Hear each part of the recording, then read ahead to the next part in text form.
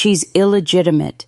She doesn't belong at the front of this family, my stepmom told 68 guests before my wedding even began. Every invitation went out under my father's name, and not one relative replied yes. On my wedding day, his boardroom of a family stayed home, and I walked the aisle alone. I thought that was the price for a truth they'd spent 30 years hiding. Then a guest posted 10 seconds of it online, and a reporter already circling my father's company found something no press release could bury. The hem of my wedding dress dragged against the carpet as I rounded the corner near the service hallway at the Waterfront Inn, Portsmouth's best venue for waterfront ceremonies. I was looking for the event coordinator to confirm the processional timing. At 33, I had built my own marketing agency from nothing, deliberately separate from my father's empire, proving I could succeed without the Norris name opening doors. I'd planned every detail of this wedding the same way I'd built my career, meticulously, independently, with a quiet determination to show them I belonged. Then I heard her. She's an illegitimate child. You understand what that means for a family like ours. Valerie's voice carried around the corner with that particular clarity she used at board meetings when she wanted everyone in the room to hear something without admitting she'd said it. Valerie, 51 and impeccably polished, had married my father 28 years ago and climbed to co-chair of Norris Capital's Public Relations Division, managing every public-facing detail of the coming $800 million IPO. I should have kept walking. I should have cleared my throat, announced my presence, forced her to face me. Instead, I froze, one hand pressed against the wall, tulle pooling around my feet. I understand completely, Mrs. Norris, someone replied. A woman's voice I didn't recognize, the hotel coordinator, probably. Andrea Burke, according to my itinerary, a woman in her 40s with a tablet and practiced smile who'd been nothing but professional during our 3 planning meetings. I won't have her positioned as though she belongs at the head of this family, Valerie continued. She doesn't. How many years had I spent pretending that distance was normal? The question surfaced before I could stop it, dragging up a decade of closed-door conversations that ended when I entered the room. Family dinners where my father spoke to me about work, but never about the business. Invitations to galas sent under Clarence's name alone, with Valerie's name added in smaller print, and mine absent entirely. I'd told myself it was because I'd chosen a different path, that they respected my independence, that the space between us was mutual, professional, chosen. I'd been lying. The ceremony will proceed, but let's not pretend this is what anyone wanted. Valerie's voice sharpened on the last word, and I realized something that made my chest tighten. She knew I was there. The hallway acoustics made it impossible for her not to know. She'd spoken loud enough to be overheard, positioned herself around a corner where I'd have to pass to reach the bridal suite. This wasn't carelessness. This was a message. I'll make the adjustments you requested, Andrea said quietly. The family section will be arranged exactly as you specified. Illegitimate. The word landed like a slap. I'd heard it before, of course. Whispered at family gatherings by cousins who thought I couldn't hear, muttered by business associates who didn't realize I was Clarence Norris's daughter until they'd already made the comment. I'd learned to let it slide off, to prove through work and competence that biology didn't define worth. But Valerie had never said it to my face, never said it out loud where it could be traced back to her, recorded, used against the carefully constructed image of the United Norris family that the IPO prospectus promised investors. Until today, 3 hours before my wedding, I stood there, feeling the weight of the dress on my shoulders. Italian silk, custom fitted, paid for with my own money because I'd wanted this one thing to be purely mine. My hand shook against the wall. I could walk around that corner. I could confront her. I could demand to know what adjustments she'd made, what family section arrangements, what other small cruelties she'd embedded into the day I'd been planning for 8 months. I didn't move, because confrontation would mean admitting I'd heard. Admitting I'd been standing here in my wedding dress, eavesdropping on a conversation that confirmed what I'd spent 33 years refusing to acknowledge. I was tolerated, not accepted, present, not wanted. Footsteps approached from the opposite direction. Heels on carpet, quick and purposeful. I gathered the dress and retreated before whoever it was could see me frozen in the hallway, listening to my stepmother explain to the staff that I didn't belong. My suite was mercifully empty when I reached it. I locked the door and stood in front of the full-length mirror, staring at a woman in a wedding dress who looked nothing like the confident professional I'd convinced myself I'd become. The word illegitimate echoed. I thought about the 68 invitations I'd sent 6 weeks ago, every blood relative, every family connection, everyone who should have been here today to celebrate. I'd addressed each one by hand, added personal notes, chosen photographs that showed Desmond and me at our happiest. I'd believed, in some deep and humiliating way, that this wedding would be the moment they finally saw me as one of them. I hadn't known then what I was beginning to understand now, standing in this room with Valerie's words still ringing in my ears. Acceptance was never the plan. And if they'd hidden that from me for 33 years, what else had they been hiding all along? I had walked into this hotel believing today would change everything. I was right, just not the way I'd imagined. I stood there in the dress I'd chosen 6 months ago, when I still believed this wedding would be the day they finally accepted me.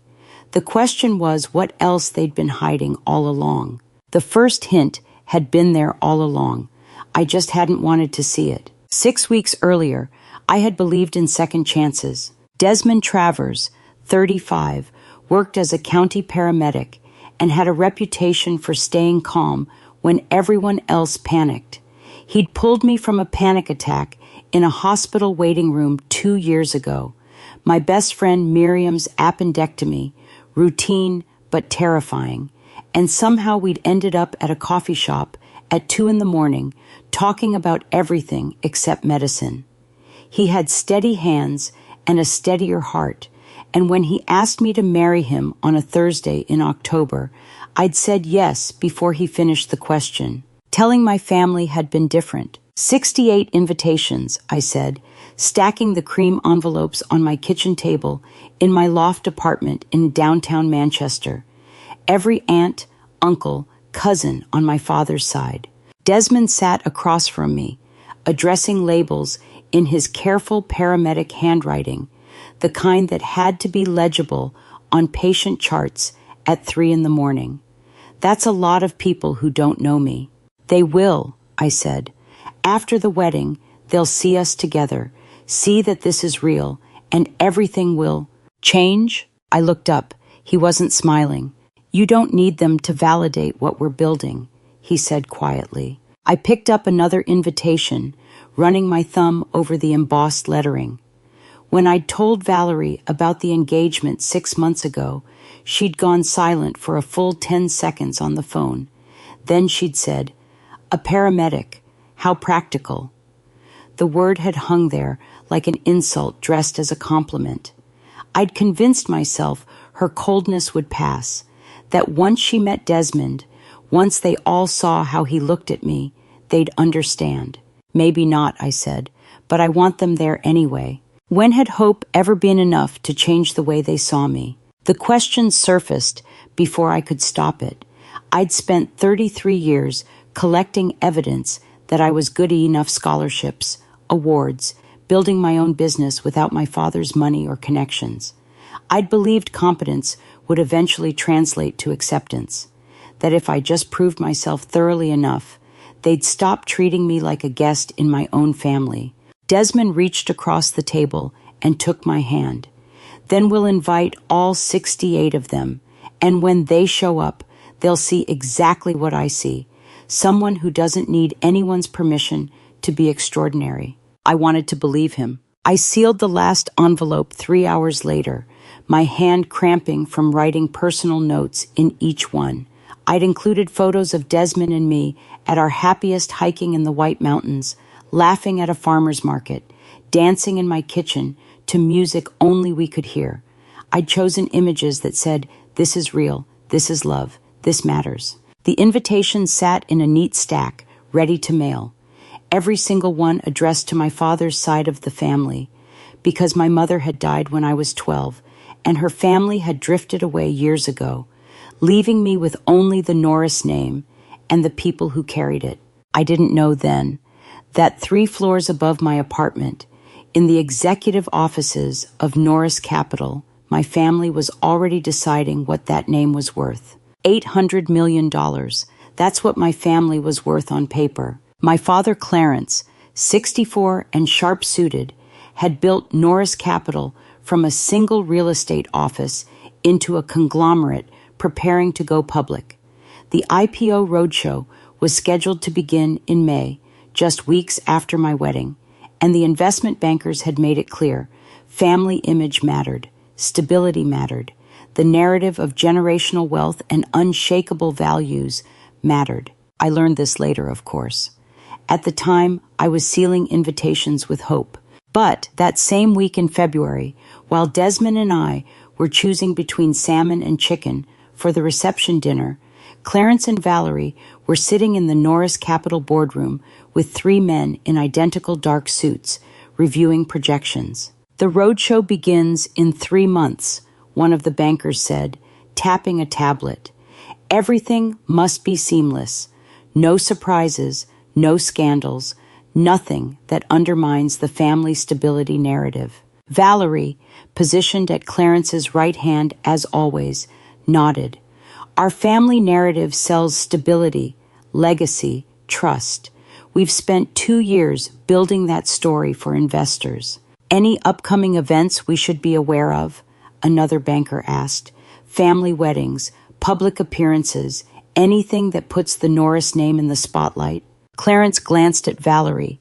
"Saskia's wedding is in April. Small ceremony, low profile." I imagine Valerie's expression didn't change.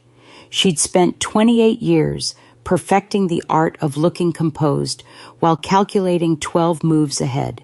But something in her voice must have sharpened when she said, "We'll handle it appropriately." The phrase meant nothing to the bankers. They moved on to market timing and valuation models. But Valerie had already made her decision. The wedding wouldn't be a celebration, it would be a problem to solve.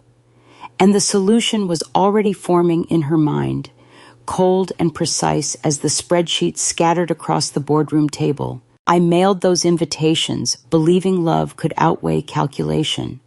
I had no idea calculation had already won. The invitations went out under my father's name, stamped and hopeful. 3 floors above where I'd sealed them, with optimism, Valerie was already deciding what family image was worth protecting. The wedding wouldn't be a celebration, it would be a problem to solve. The first reply would arrive 3 weeks later, and it wouldn't say yes. 3 weeks passed before the first envelope appeared in my mailbox. The first no arrived on a Tuesday, dressed in polite regret. I recognized my uncle's handwriting on the RSVP card before I even opened it. He'd addressed it himself, not his wife, which felt oddly formal for family correspondence. I stood in my building's lobby with the mail in one hand and my phone in the other, reading the response while Desmond waited upstairs. The box marked "Regretfully Decline" had been checked. In the space for explanation, my uncle had written, "Unfortunately, we have a prior family obligation that weekend. Congratulations on your union." Prior family obligation, not his son's tournament or his daughter's recital. Just obligation, undefined and absolute. I called Desmond when I got back to the apartment. My uncle can't make it, I said, setting the card on the kitchen counter. His card says his son has a tournament that weekend. Reasonable. Desmond picked up the card. It says family obligation. Same thing. Kids have sports, families have commitments. One decline out of 68 is completely normal. I didn't argue, but he also didn't agree. By Thursday, 3 more cards had arrived. My father's sister cited health concerns, vague, nonspecific. A cousin referenced travel plans she couldn't change. Another aunt wrote that she had a prior engagement. Prior engagement, I told Desmond that night, laying the cards in a row on the coffee table. Aunt Pauline cites a prior engagement. That happens. People book things months in advance. 4 no's, he said quietly. 4 no's out of 68 invitations sent 3 weeks ago. That's less than 10%. Completely normal wedding attrition. I needed it to be normal.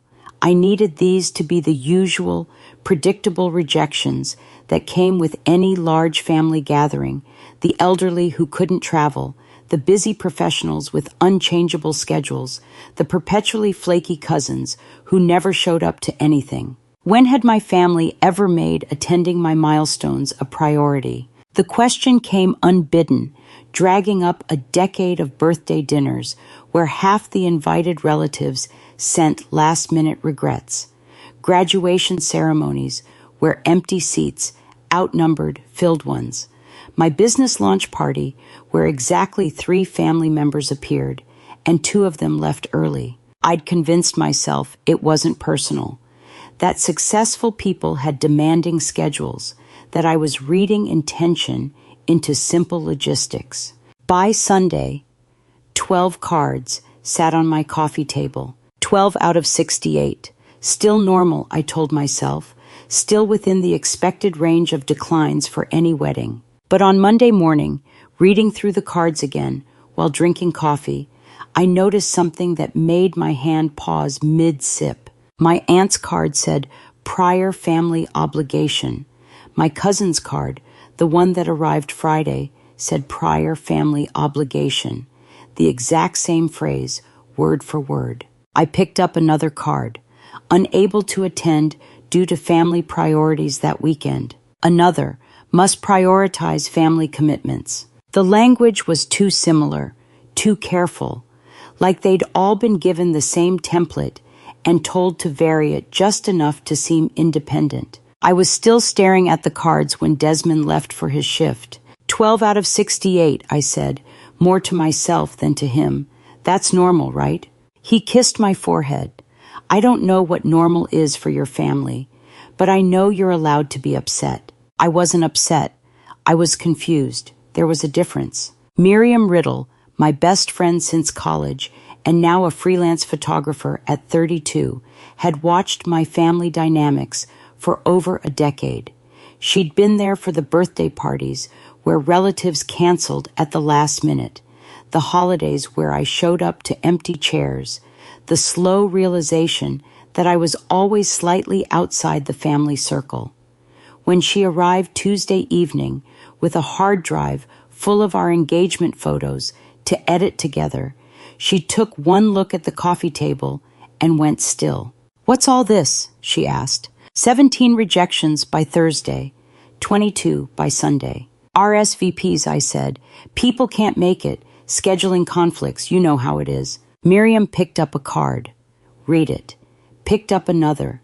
Her expression didn't change, but something in her posture tightened. "These all sound the same," she said slowly, like they coordinated. "You're reading too much into it," I said quickly. People have lives, prior engagements, family commitments, health issues. That's what happens when you invite 68 people to a wedding. How many no's is that now? She was still reading cards, laying them out in a row. Out of how many total? 22 out of 68. A third. That's high, but a third of your family can't attend your wedding. She looked up, and her eyes were sharper than I wanted them to be. and they all happened to use variations of the same 3 excuses. People use stock phrases for this stuff. It's not a conspiracy, Miriam. It's just what? I didn't have an answer. She picked up one more card from a cousin I'd grown up with, someone who'd been at every family gathering for 30 years. The card said, "Regret we must support family priorities that weekend. Wishing you both happiness." Family priorities, not her priorities.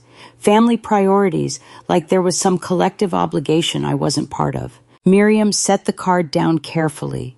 "I'm not trying to upset you. I'm just saying it's a pattern, and patterns mean something." I wanted to believe in coincidence. I had to. After Miriam left, I reread the card she'd laid out on my coffee table. The language was too careful, too coordinated. Someone had told them what to say. The question wasn't whether they were lying, it was who had asked them to. The answer was closer than I wanted to admit. I spent a week convincing myself the coordinated rejections were coincidence. Then Tuesday happened. I wasn't supposed to be at my father's office that Tuesday, but a last-minute contract signature brought me through doors I usually avoided. Norris Capital Headquarters occupied 3 floors of a glass tower in downtown Manchester, all polished marble and strategic lighting designed to communicate competence and wealth. I'd built my own marketing agency deliberately separate from this world in a converted loft building 6 blocks away where the coffee was bad and the elevator worked half the time. I liked it that way. Independence meant I could succeed or fail on my own terms, without the Norris name opening or closing doors before I'd even entered the room. But my father needed a signature on a vendor contract for an event I was coordinating, not for Norris Capital, for a charity gala he chaired personally. Simple errand, in and out. I was walking past the 3rd-floor conference room when I heard Valerie's voice through the half-open door. "The wedding falls during our roadshow window," she said. "We need to control the narrative." I stopped. Through the crack in the door, I could see Valerie at the head of the table. Marcus Whitfield, one of her senior PR consultants, a man in his 50s with reading glasses perched on his head, nodded as she spoke.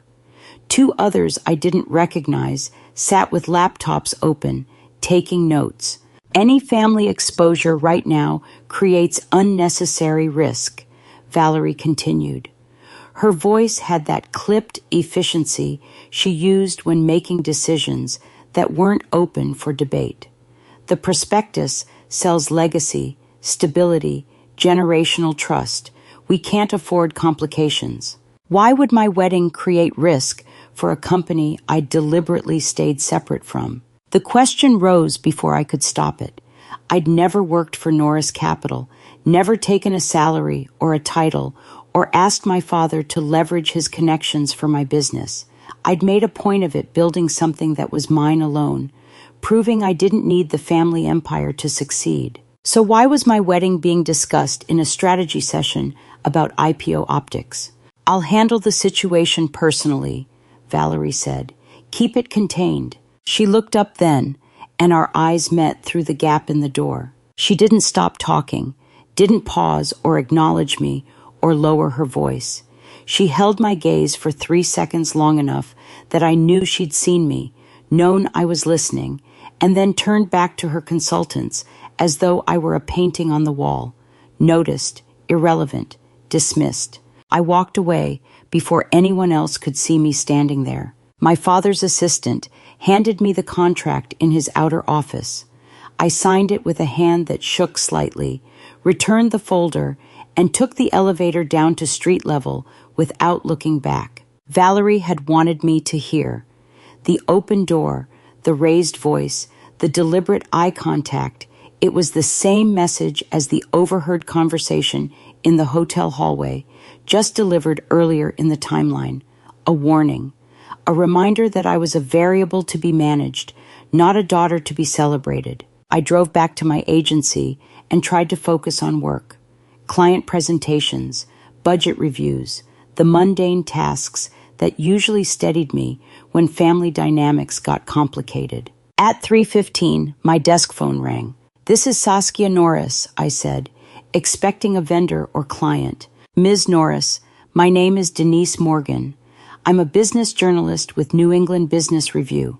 Denise Morgan, a 44-year-old investigative journalist who specialized in pre-IPO corporate governance stories, had a voice that managed to sound both friendly and relentlessly precise. "I'm fact-checking financial disclosures for our IPO coverage," she continued. "Standard procedure. I was hoping you could help clarify something." "I don't work for Norris Capital," I said automatically. "I run my own agency. Anything about the IPO should go through their PR department." "I understand. This is actually about your father's personal financial history. Records show a $47,000 personal transfer from Clarence Norris's account in April 1991. Can you confirm the recipient or purpose?" $47,000, 33 years ago, the same year I was born. "I'm sorry," I said slowly. "I don't have access to my father's personal accounts from that period. I was an infant." "Of course. I should have realized the timeline. Do you know if your father maintained any business partnerships or obligations from that era that might explain the transfer?" "No, I'm sorry, I can't help you." Denise's tone shifted, becoming slightly warmer. "I appreciate your time. If you do remember anything or come across any information, would you mind giving me a call? I'm just trying to ensure our coverage is accurate." She gave me her number. I wrote it down on a Post-it note, along with the other details.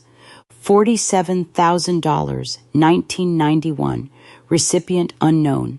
"Of course," I said, "but I really don't think I can help. That was before I was born." Technically true, April 1991, and I wasn't born until September. 5 months of distance between the transfer and my existence, enough that they couldn't possibly be connected. Except 1991 was also the year my father divorced his first wife, the year his life reorganized itself around something that had never been fully explained to me. I'd always assumed it was a simple incompatibility, the kind of marriage that dissolved quietly when people grew apart. 2 unrelated conversations in one day, both circling my family like sharks I couldn't quite see. I hung up with the journalist and stared at the note I'd scribbled. $47,000, 1991, recipient unknown. The timing nagged at me the same year I was born, the same period my father divorced his first wife. But Denise had called about the IPO, not about me.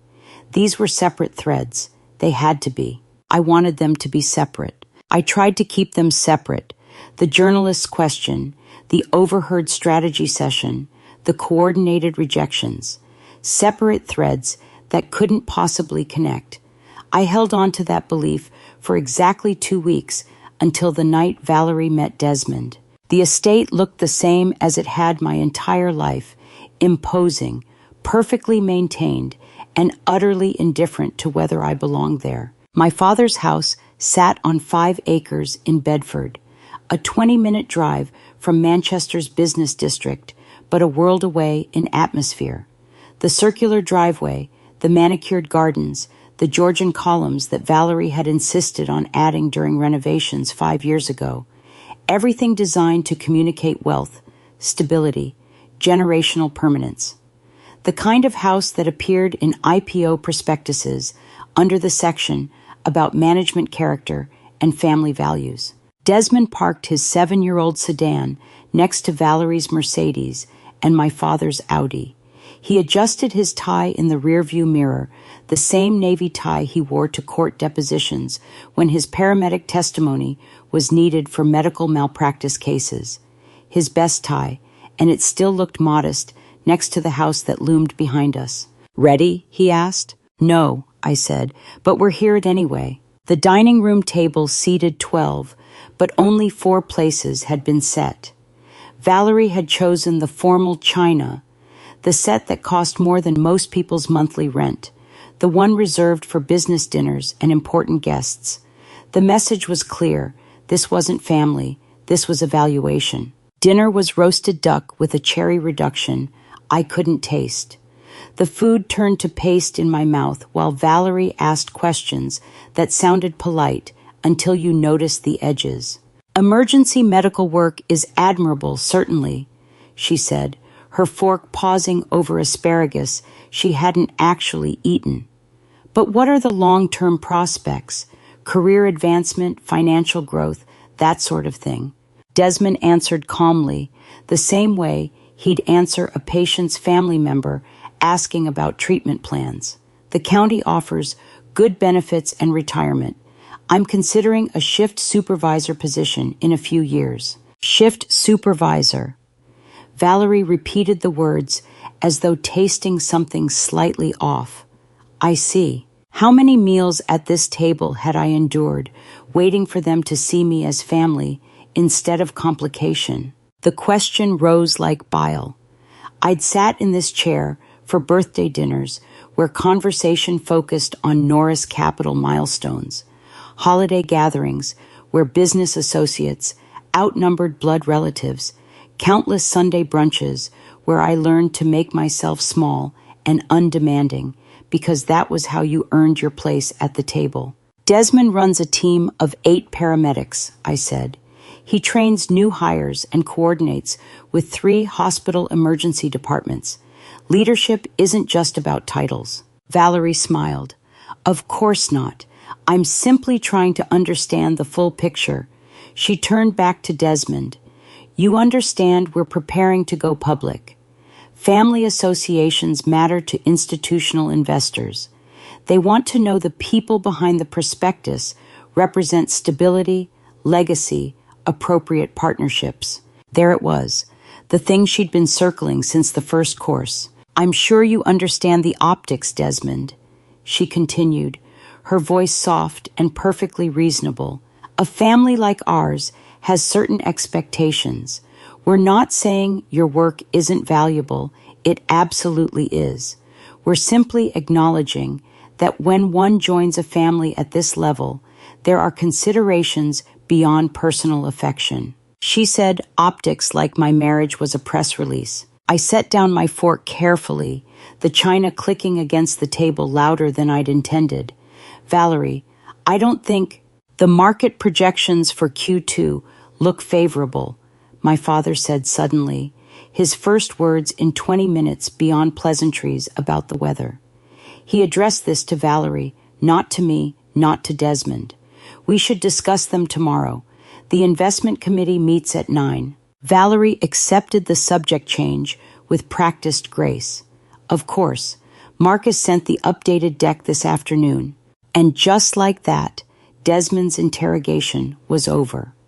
Not because my father had defended him, not because anyone had acknowledged the cruelty of evaluating my fiancé's worth based on his usefulness to corporate image.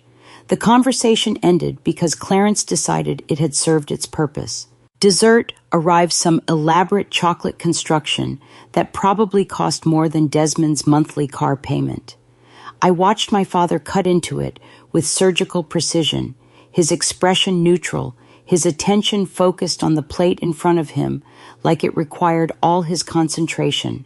"Dad," I said quietly, "I think Desmond has answered enough questions for one night." Clarence looked up. Our eyes met for exactly 3 seconds. I saw him calculate the response, weigh the options, choose. "The duck was excellent, Eke," he said to Valerie. "Your choice of caterer was spot on." Desmond's hand found mine under the table, a small gesture, steadying. We left an hour later, after coffee. Neither of us drank, and small talk about the IPO timeline that excluded me entirely. Valerie walked us to the door with the same polished courtesy she'd used with business associates who'd failed a background check, pleasant, final, dismissive. The car ride home was silent for the first 10 minutes. Desmond drove with both hands on the wheel, his profile calm in the glow of passing streetlights. He didn't say a word, I finally said. Not one word in your defense. I noticed. He just sat there while they... I know, I had wanted my father to choose me. He had. He chose their version of me, the one that stayed quiet and didn't disrupt the image. Desmond drove us home in silence, his hand steady on the wheel, while I replayed every moment my father could have spoken and didn't.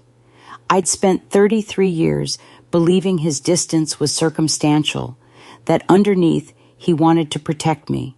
That night I understood.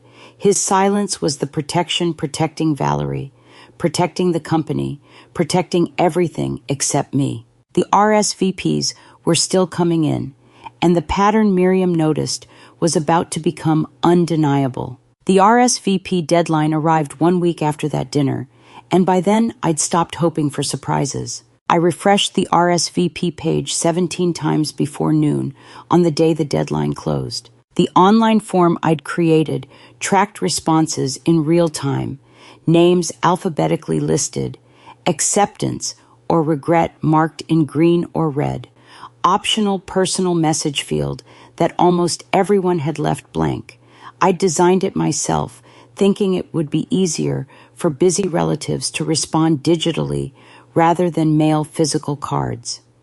Now the interface I'd built to simplify their lives gave me a running tally of rejection. By 9 a.m, I had 53 confirmed declines. By 11:61, I checked my physical mailbox at noon, even though the postal carrier never came before 1.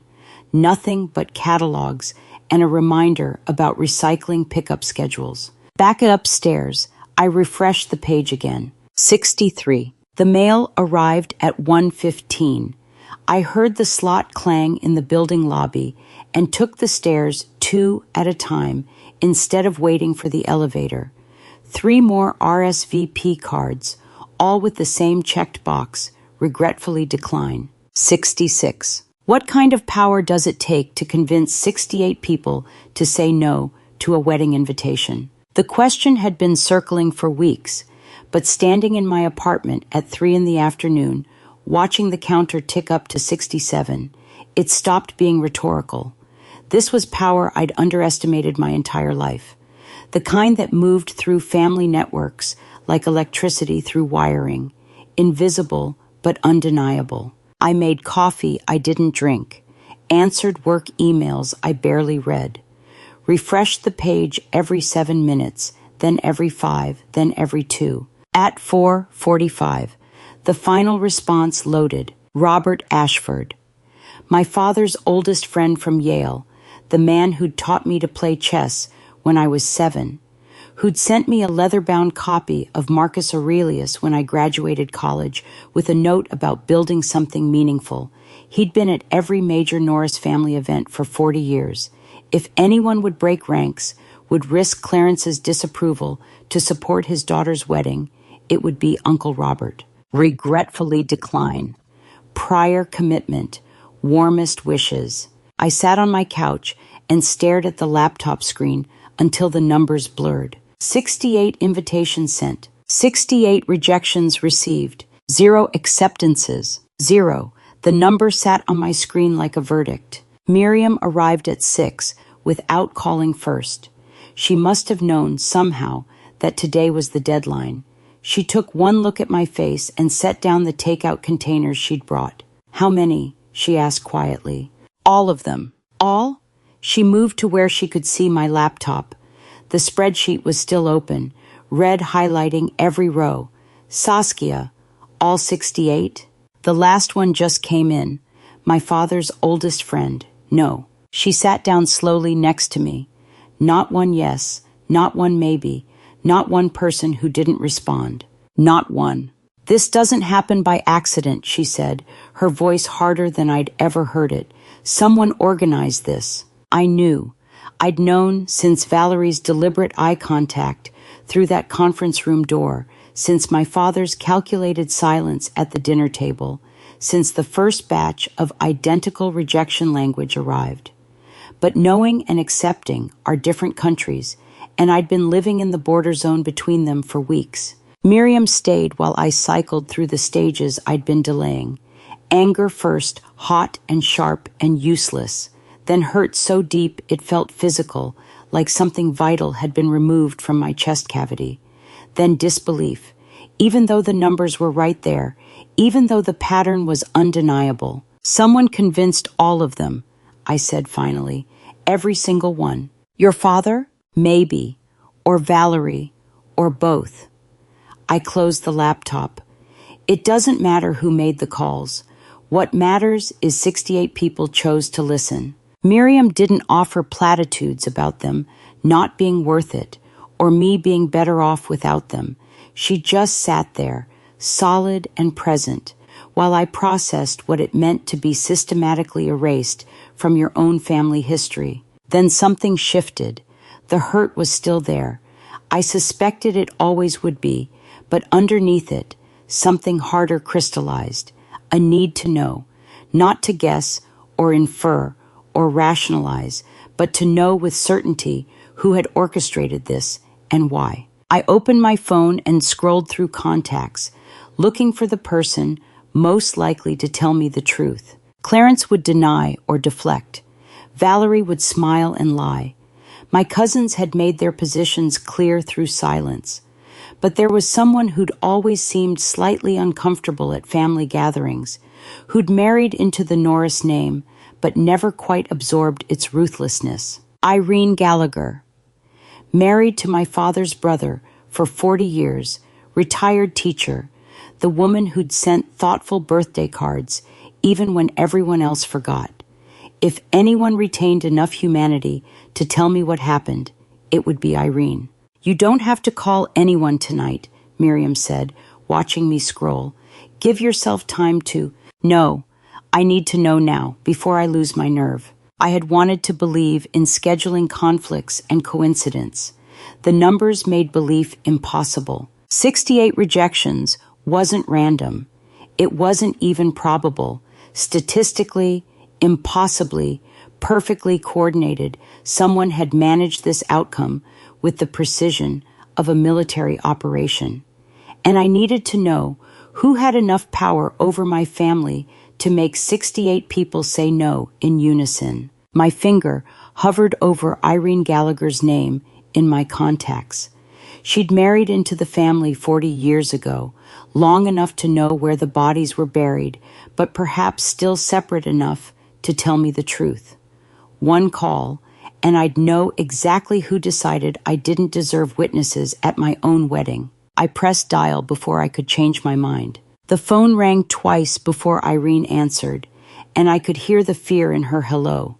Irene, it's Saskia. Silence stretched long enough that I thought she might hang up, then a shaky exhale.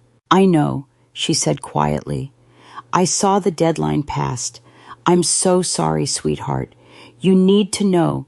Don't expect anyone. Irene Gallagher, 67, and retired from decades of teaching, had married into the Norris family 40 years ago and still believed in doing the right thing. She'd sat with me at my mother's funeral when I was 12, sent thoughtful books on birthdays while everyone else forgot, never quite learned the cold precision that came naturally to the rest of the family. I need to understand what happened, I said. 68 people, Irene, not one yes. I know. We were all... She trailed off. Background noise suggested she was moving through her house, maybe closing a door. There was pressure, family pressure. I can't explain more than that. Can't or won't? Both. Her voice dropped to near whisper. Please don't ask me to name names. I've already risked too much calling you back. I didn't call you back. I called you first. I know. I mean... She stopped. I shouldn't be talking to you at all. They said we shouldn't contact you directly, that it would only make things harder. What kind of power makes a 67-year-old woman too terrified to speak the truth? Irene had taught American history for 30 years. She'd organized parent committees and union negotiations, and once told the school board exactly where they could put their budget cuts. She wasn't someone who scared easily. Who told you not to contact me? I asked. Was it Valerie? I can't, Saskia, please. Was it my father? Long silence. Then, it came from both of them. A message went out to everyone in the extended network, the kind you don't ignore if you want to remain part of the family. What did it say? I'm not supposed to, Irene. I tried to keep my voice steady. I need to know what they told you. What could make 68 people coordinate a complete boycott? I heard her breathing, uneven and shallow. Miriam sat forward on the couch, watching my face. We were given guidance, Irene said finally, about how to respond to the invitation, about what attending would mean for our standing in the family, our inclusion in future events and opportunities. Guidance. They'd been given guidance, like employees receiving corporate directives. What kind of opportunities? The IPO, she whispered. Some family members were promised early investment access if certain conditions were met. Loyalty was emphasized. Unity. Following leadership's direction on matters affecting family reputation. And my wedding affects the family reputation. They said attending would be seen as... She stopped abruptly. Oh God, my other line is ringing. I waited, listening to fumbling sounds. Irene, it's her. Her voice changed completely, panic flooding in. I can't, Saskia. I'm sorry. I shouldn't have called. You didn't call me. I called you. Who's calling you right now? I have to go. Irene, please, don't call me again. Please, for both our sakes. The line went dead. I stared at my phone, then looked at Miriam. What happened? She asked. Someone called her while she was talking to me. Who? She didn't say the name, but she was terrified. I replayed those final seconds. The way Irene's voice had shifted from guilty confession to pure fear. The way she'd said, it's her, with a tone that made clear exactly who her was. Valerie. Valerie had called Irene at the precise moment Irene was revealing the family guidance to me. That timing wasn't coincidence.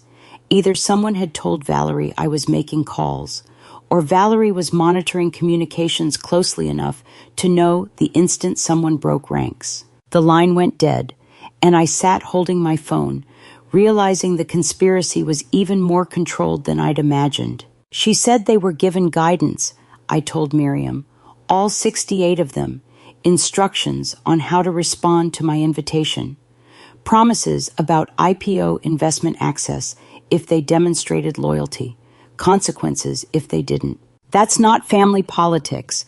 That's corporate manipulation. It's both. They used the IPO as leverage, turned my wedding into a loyalty test. Anyone who attended would be marked as not following leadership's direction. And someone is watching to make sure no one talks. I nodded. Irene's been in this family for 40 years, and she was genuinely frightened of whoever called while she was talking to me. Valerie, probably. The call had lasted 4 minutes and 37 seconds. 4 minutes of fragmentary truth before the surveillance system and 37 seconds. 4 minutes of fragmentary truth before the surveillance system caught the breach and shut it down. Irene's panic at seeing Valerie's name on caller ID told me everything she couldn't say out loud. This wasn't just family politics or wedding drama. It was something organized, monitored, enforced. And Valerie was checking to see if anyone had broken the silence. I needed to hear it directly from the source. I'm going to talk to Valerie, I said. Miriam looked at me like I'd suggested walking into traffic. Are you sure?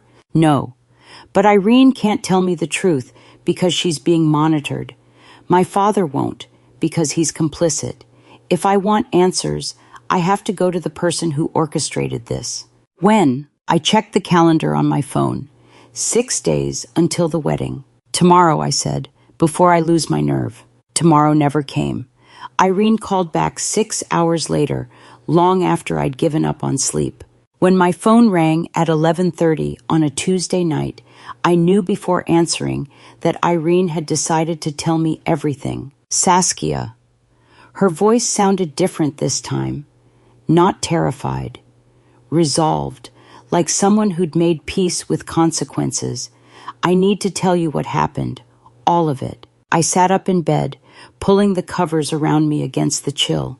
I'm listening. Valerie called me herself 3 weeks ago.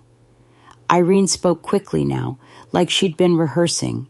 She called all of us one by one, 68 phone calls over 3 weeks. That's how long it took her to make sure everyone understood. 3 weeks, while I'd been addressing envelopes with personal notes and choosing photos that showed Desmond and me at our happiest, Valerie had been systematically calling every person I'd invited. What did she say? That the wedding fell during a critical window for the IPO, that the family needed to present a unified front to investors, that attending would signal we cared more about your wedding than protecting the family's reputation before they went public. I heard her swallow, gathering courage. She was very careful with her language, never threatened directly, but the message was clear. We were told anyone who showed up would be remembered when it was time to choose sides. How many hours had Valerie spent on those 68 phone calls, engineering my isolation? I tried to imagine it. Valerie in her home office with a spreadsheet, methodically working through the family tree.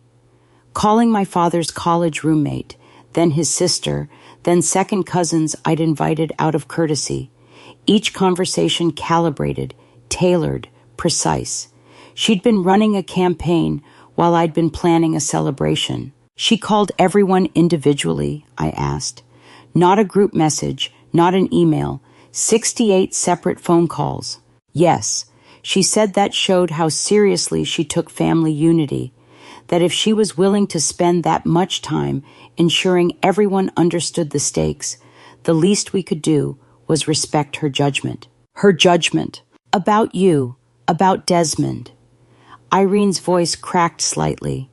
She made it sound like the wedding threatened everyone's financial future, like you were being selfish, forcing the family to choose between supporting you and protecting $800 million in value. $800 million. My wedding weighed against that. She told us you'd scheduled the wedding deliberately during the roadshow window, Irene continued, said it showed poor judgment, that you didn't understand corporate timing or what was at stake for the family business. I scheduled it a year ago, before the IPO timeline was even finalized. I know, I realized that later, but in the moment, the way Valerie presented it, she stopped. She's very persuasive when she wants to be. What else did she say about Desmond? Silence on the other end. Then, your relationship with Desmond was framed as proof you don't understand what's at stake for the rest of us. She said marrying a paramedic was a choice that would raise questions among investors about family values, about judgment at the leadership level. Desmond saves lives for a living. I know, but she made it sound like... Irene's voice broke completely now, like you were choosing him to make a point, to rebel against the family, to prove you didn't need us. She said the wedding was your way of forcing everyone to publicly validate a choice that would hurt the company's valuation. My hand tightened on the phone until my knuckles went white. She told you my wedding would hurt the IPO valuation. Yes, and that anyone who attended would be signaling they cared more about enabling your rebellion than protecting what 3 generations had built. That when the dust settled and the company was public, people would remember who'd stood with the family and who'd chosen to side with you against it. She hadn't just sabotaged my wedding, she'd turned my own family into accomplices. I'm ashamed I listened, Irene whispered, but she made it impossible to say no. The IPO is real money, Saskia, real opportunities for people like me and your uncle who've invested our retirement savings in family ventures, because Clarence promised this would make us all secure. Valerie made it very clear that showing up to your wedding meant betting against that future. So everyone chose the money. Everyone chose to trust Valerie's version of what would happen if we didn't. I closed my eyes. 68 people. 68 separate phone calls where Valerie had built her case, applied her pressure, secured her commitments. Not a spontaneous family decision, a methodical, calculated campaign executed over 3 weeks with the precision of a military operation. "Thank you," I said finally, "for telling me. I should have told you 3 weeks ago, before you spent all that time hoping we'd come. You're telling me now. That takes courage. Or desperation. Valerie called me 4 more times today. I think she knows I talked to you last night. I'm sorry." "Don't be. I made my choice then. I'm making a different one now." We said goodbye quickly after that. I thanked Irene for her courage and ended the call. For 30 seconds, I sat in the dark of my apartment, letting the full scope of Valerie's campaign settle over me. Then I pulled up her contact and pressed dial before rage could turn to paralysis. This time, she would have to answer to my face. She answered on the first ring, her voice perfectly composed at midnight, and I knew she'd been waiting for this call. "Saskia," not a question, a statement of fact. "I just got off the phone with Irene," I said. My voice shook despite my attempt at control. She told me about the calls, all 68 of them. Silence on the other end. Not the silence of someone caught, but of someone choosing their words. "I see," Valerie said finally. "Irene always did have trouble understanding loyalty." "Loyalty? You systematically called every person I invited to my wedding and told them not to come." "Yes, I made those calls." Her voice remained perfectly level. "Someone had to protect what this family has built." No denial, no deflection. Just calm confirmation delivered like she was discussing quarterly projections. "You sabotaged my wedding. I managed a reputational risk during a critical business window. The distinction matters, even if you can't see it." I gripped my phone harder. "You told them I was threatening the family's financial future. Because you were. Are. The IPO is worth $800 million, Saskia. Your wedding to a paramedic sends the wrong message about our values to the exact people we need to impress. Timing matters in business. You refuse to understand that. I scheduled the wedding a year ago, and when the IPO timeline was finalized 6 months later, you refused to adjust. I asked you politely, privately, to consider postponing until after the roadshow. You said no. Was this what family love looked like to her spreadsheets and risk management? So you decided to make sure no one would attend. I gave them a choice. Support your misguided decision or support their family's future. 68 people made the rational choice. That should tell you something. The way she said it, rational choice, like loving me, would have been irrational. Like showing up to celebrate my marriage would have been a failure of logic rather than an act of basic decency. You made them choose between me and money. I made them choose between temporary sentiment and permanent financial security. Most of them have invested their retirement savings in family ventures based on Clarence's promise that this IPO would secure everyone's future. Your wedding was positioned during the single most critical moment in this company's history. What did you expect me to do? I expected you to be human. She laughed. Actually laughed a short, brittle sound that carried no humor. Human. You think being human means letting you jeopardize $800 million because you fell in love with someone who makes $40,000 a year. That's not humanity, Saskia. That's indulgence.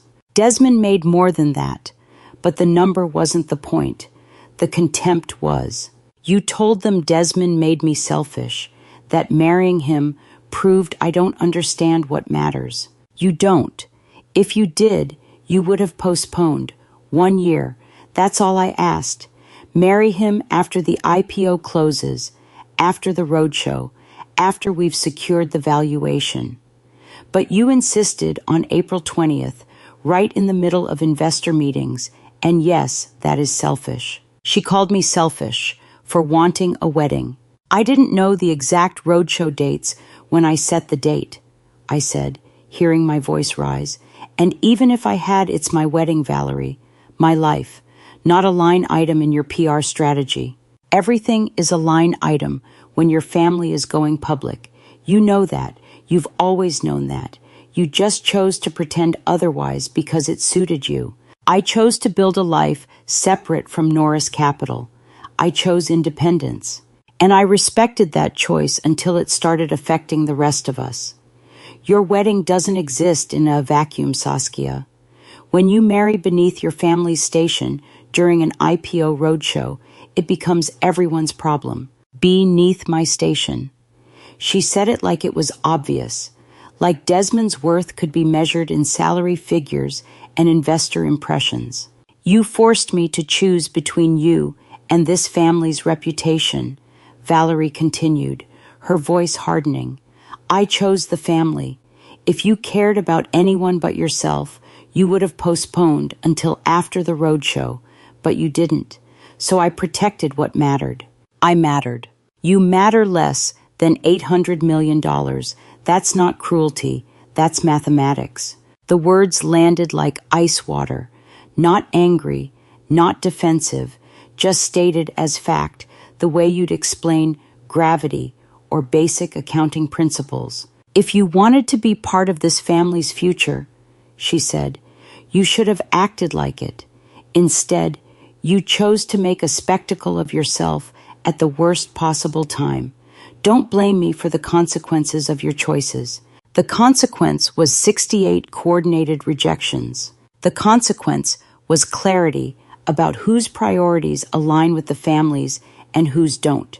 You got your answer. Now you can make your decision. What decision? Whether to proceed with a wedding no one will attend, or postpone and salvage what's left of your relationship with this family. Though I suspect you've already decided.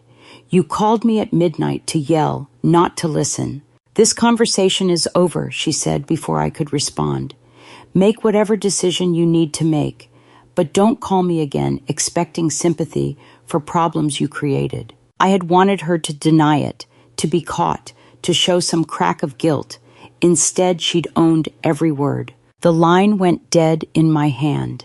I stood there in the dark living room, still shaking, when I heard breathing behind me.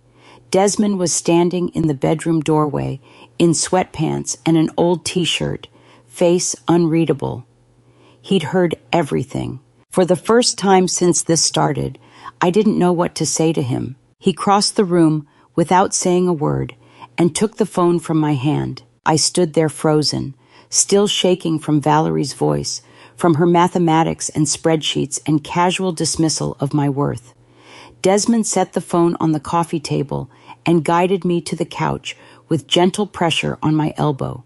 He turned on the small lamp in the corner, not the overhead lights that would have felt too harsh, just enough to see each other's faces. Then he sat beside me and waited, not asking me to explain, not demanding to know what I was going to do, just sitting there in his old t-shirt and sweatpants, steady and calm, while I tried to remember how to breathe. I heard, he said finally. I know. She called you selfish. I know. She said I was beneath your family's station. I closed my eyes. I'm sorry you had to hear that. I'm not. His voice stayed level. Better to know exactly who they are. I expected anger, maybe hurt, some sign that Valerie's contempt had landed the way it was designed to. But Desmond just looked at me with that same calm he brought to emergency calls, to crisis situations where panic would kill. We can postpone, he said. Move it to summer, fall, whenever you want. Let the IPO close. Let this blow over. Give your family time to what? Forgive me for existing? To calm down, to realize they're being cruel. They know they're being cruel. Valerie just spent 15 minutes explaining why my feelings matter less than her valuation. He nodded once. Then we don't postpone for them. We postpone for you. if you need more time to process this, to decide what you want. What I want? Or we go to the courthouse tomorrow, just us. None of this matters if you don't want to face it. When was the last time someone had given me a choice without telling me which answer was correct? I'd spent my entire life being guided toward predetermined conclusions. My father suggesting business school when I wanted art history. Valerie recommending networking events that would benefit Norris Capital. Family dinners where every conversation was a test I hadn't studied for, where the right answers were always about their priorities, their timeline, their vision of what I should be. Desmond was offering me actual options, real choices with no hidden agenda. We could shrink it, he continued. Just immediate people. Miriam, maybe my captain. Ceremony in the park instead of the venue. Something small that doesn't feel like standing in front of 68 empty chairs. Yeah, but you choose, he said, and his voice was firm now. Not them, you. Whatever you decide, I'm with you. Courthouse tomorrow. Postpone 6 months. Proceed as planned. It doesn't matter to me, as long as it's what you actually want. I wasn't asking me to be less. He was asking me what I wanted. The contrast was so sharp it hurt. Valerie demanding I conform, postpone, prioritize the family's needs over my own happiness. Desmond offering to marry me at a courthouse the next day if the venue felt like too much weight to carry. I'd been so focused on what my family wouldn't give me that I'd almost missed what Desmond was offering, a life where love didn't require earning, where my choices mattered because they were mine, not because they served someone else's business strategy. If I postpone, I said slowly, she wins. She gets to control my timeline, my choices, my life. Again. That's one way to see it. Is there another? Postponing because she pressured you. Yeah, that's letting her win. Postponing because you genuinely need time to process 68 rejections and want your wedding day to feel different. That's you taking care of yourself. The motivation matters. I looked at him. At this man who'd been insulted to his face on my family's estate, who'd just heard Valerie call our marriage a threat to their reputation, who was now calmly offering to postpone our wedding if it would make things easier for me. I've spent 33 years waiting for them to make space for me, I said, waiting to be included, waiting for the moment when I'd finally done enough, been enough, proved enough that they'd treat me like family instead of a problem to manage. I know. I'm done waiting. He didn't smile, but something in his posture relaxed slightly. Okay, we're getting married on the 20th, at the venue we chose, with the ceremony we planned, even if I have to walk that aisle alone. You won't be alone. 68 empty chairs, Desmond, no one on my side. I'll be there. Miriam will be there. My crew from the station, they'll fill those chairs if you want them to. I shook my head. I don't want to pretend the empty chairs aren't there. I want to walk past every single one of them and prove I can choose my life anyway. He studied my face for a long moment. You're sure? No. But I'm certain I won't let Valerie's timeline dictate mine. If she thinks making me walk alone will break me, it won't. It might. Then I'll catch you. I'd been raised to believe love required earning. Desmond was showing me it could just exist. He nodded once, kissed my forehead, and said we'd face it together. 6 days until the wedding. 6 days until I'd stand in that garden with empty chairs on one side and Desmond at the end of the aisle. For the first time in my life, I was choosing me over their approval. I just needed my father to understand that before I walked away for good. I went to my father's office 3 days before my wedding, still hoping, against all evidence, that he might choose me. The corner office on the executive floor of Norris Capital looked exactly the same as it had my entire life. Dark wood furniture, floor-to-ceiling windows overlooking downtown Manchester, the kind of calculated luxury that communicated success without ostentation. Clarence sat behind his desk in a suit that probably cost more than Desmond's monthly salary, 64 years old and impeccably composed. Saskia. He didn't stand when his assistant showed me in. I was wondering when you'd come. I need to know if you're going to be there Saturday. He folded his hands on the desk blotter, the same gesture I'd seen him use in board meetings, preparing to deliver bad news with professional detachment. If you marry Desmond on Saturday, the family will not be there. You need to accept that reality. Not I won't be there, the family. Like he was separate from the decision, just reporting weather patterns beyond his control. You're my father. I am. Which is why I'm giving you the chance to reconsider, to choose your family, your legacy, over this. Over this. Not over love, not over happiness. This. Like Desmond was a variable in an equation that didn't balance. Valerie already made her position clear, I said. I want to hear yours. Was this what he called love, offering me the chance to erase myself? He leaned back in his chair, and for the first time in this conversation, he looked directly at me instead of at the space just past my shoulder. I agree with her. The IPO roadshow begins in 6 weeks. We cannot have divided family optics during that window. Every investor meeting, every presentation includes our family narrative. Unity, stability, 3 generations building something that will outlast us all. And I don't fit that narrative. Your marriage to a county paramedic during our most visible business moment raises questions we can't afford to answer. About judgment, about whether the family prioritizes legacy or, he paused, personal indulgence. There it was, the same language Valerie had used, the same framing. Not 2 people making independent assessments, one position delivered by 2 voices. You've been letting Valerie speak for you, I said slowly. All those times you stayed silent at dinner, when she questioned Desmond, when she made it clear I wasn't welcome. I thought you were being weak, conflict averse. I wasn't being weak, I was being strategic. The entry twist landed like a physical blow. His silence hadn't been absence, it had been agreement.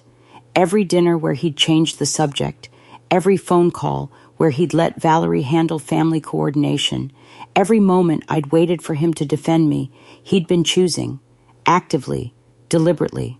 We love you, Saskia. He said it the way he'd say, market conditions look favorable, but we can't support a decision that jeopardizes everything we've built. The company goes public in 8 weeks. The family's wealth multiplies. Your cousins, your aunts and uncles, everyone benefits, unless you force them to choose between that future and supporting your wedding. He said we love you, like it was a fact separate from his actions. I'm not forcing anyone to choose. I sent invitations. Valerie called all 68 people and threatened them. She provided context, helped them understand what was at stake, and you approved. I supported her judgment. She understands corporate optics better than anyone I know. When she said your wedding needed to be managed carefully, I listened. Managed carefully, like a PR crisis, like a liability. I sat across from my father in his corner office and finally saw him clearly. Not the man I'd wanted him to be, the father who secretly supported me, but couldn't show it, who was trapped between loyalty to his wife and love for his daughter. Just the man he actually was, someone who measured worth in dollars and quarterly projections, who genuinely believed the family's image mattered more than my happiness. I understand, Dad, I said. For the first time, I really do. Something in his posture relaxed, like he'd been waiting for this capitulation. I'm glad. If you postpone until fall. I'm not postponing. He stopped. Then you're not hearing me. I'm hearing you perfectly. You're telling me you love me while choosing 800 million over me. I hear you clearly. I understand what you're saying and what it means. We're trying to protect you from making a choice you'll regret. You're protecting yourselves from a choice that makes you look bad. There's a difference. His jaw tightened. You're being childish. I'm being clear. You've decided the IPO is more important than my wedding. Fine, that's your choice. I've decided my life is more important than your approval. That's mine. If you do this, there are consequences. I know. 68 empty chairs. No family photos. No public support. Valerie explained the consequences very thoroughly. Then why? Because I'd rather walk alone than spend the rest of my life waiting for you to make space for me. I had waited 33 years for him to see me.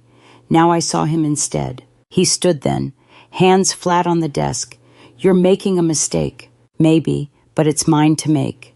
I'll see you on the other side of this, I said, or I won't. I stood and walked to his office door without looking back. He'd given me an ultimatum, expecting surrender, but I'd given him something else, my understanding that he was exactly who he'd always been. 3 days until the wedding, 3 days until I proved I didn't need his protection anymore. The night before my wedding, I would finally sleep without hoping for a miracle. The night before, I'd slept without hoping. But morning brought a different kind of cruelty. The morning of my wedding was painfully beautiful. Sunlight poured through the windows of the waterfront inn suite, turning the Portsmouth harbor silver gold in that specific April way that makes everything look possible. The air smelled like salt water, and the eucalyptus Miriam had arranged in a vase on the dresser. My wedding dress hung on the closet door, catching the light Italian silk that had taken 3 fittings to perfect, bought with my own money because I'd wanted this one thing to be purely mine. Miriam was already awake when I emerged from the bedroom at 7, sitting cross-legged on the couch with coffee and her laptop, coordinating final details with the venue. She looked up and smiled. "The dress fits perfectly," she said an hour later, doing up the last button at my spine. "You look beautiful." I did. The mirror showed exactly what I'd imagined 6 months ago when I'd chosen this dress, this style, this specific shade of white that wouldn't wash out my complexion. Everything was perfect, except I'd imagined someone else would be here helping me into it. Not Miriam, though I was grateful for Miriam. My mother, the woman who'd raised me, who'd died when I was 12, who I'd spent 21 years missing. I picked up my phone from the nightstand. 7:45 a.m., no new messages. Why did I keep checking a phone that hadn't rung in 3 days? Miriam watched me from across the room, her expression carefully neutral. I keep thinking maybe. I set the phone down, picked it up again. Maybe someone will change their mind last minute, show up anyway. Irene or my cousin, who always seemed uncomfortable with family politics. Or Saskia. Miriam crossed to where I stood. They're not coming, but I'm here. I know. Do you? I looked at her, this woman, who'd been my friend since sophomore year of college, who'd photographed my first business pitch and my worst breakup, and every milestone in between, who'd taken a week off work to help me plan a wedding that everyone else had abandoned. I do, I said. Despite everything Valerie said, despite my father's ultimatum, I keep thinking maybe one person will break ranks. One text that says they're sorry, they're coming anyway, family should matter more than money. The entry twist landed quietly. I'd walked out of my father's office with clarity and resolve, convinced I'd accepted their choice. But standing in my wedding dress, checking my phone every 7 minutes, I realized how deep the need for family ran. Clarity didn't erase wanting. Understanding didn't stop hoping. Miriam helped me with the veil at 8:30. The delicate lace my mother had worn at her own wedding, passed down and carefully preserved. My father had given it to me when I got engaged, one of the few gestures that had felt genuinely tender. I checked my phone again. No new messages. Miriam did my makeup at 9, keeping it simple like I'd requested. Natural, not trying too hard, the kind of beauty that looked effortless, even though we both knew it required precision. I checked my phone between eyeshadow and lipstick. No new messages. "Are you waiting for someone specific?" Miriam asked gently. "I don't know. My father, maybe. Or Irene." She sounded so guilty on the phone. She also sounded terrified. "I know." But knowing didn't stop me from refreshing my email at 9:30, checking spam folder at 9:45, verifying I had full cell signal at 9:50. 0 notifications. The screen was as empty as the chairs would be. At 10 o'clock, I was fully dressed. Hair perfect, makeup flawless, dress pressed and hanging exactly right, shoes that made me 3 inches taller and reminded me I could walk on my own. I looked like a bride from a magazine. I felt like an orphan. I picked up my phone one more time. "Just one more check," I said, in case someone... Miriam crossed the room and gently took the phone from my hands. She set its screen down on the dresser, then turned to face me. "They're not going to call," she said, "and you don't need them to. I know.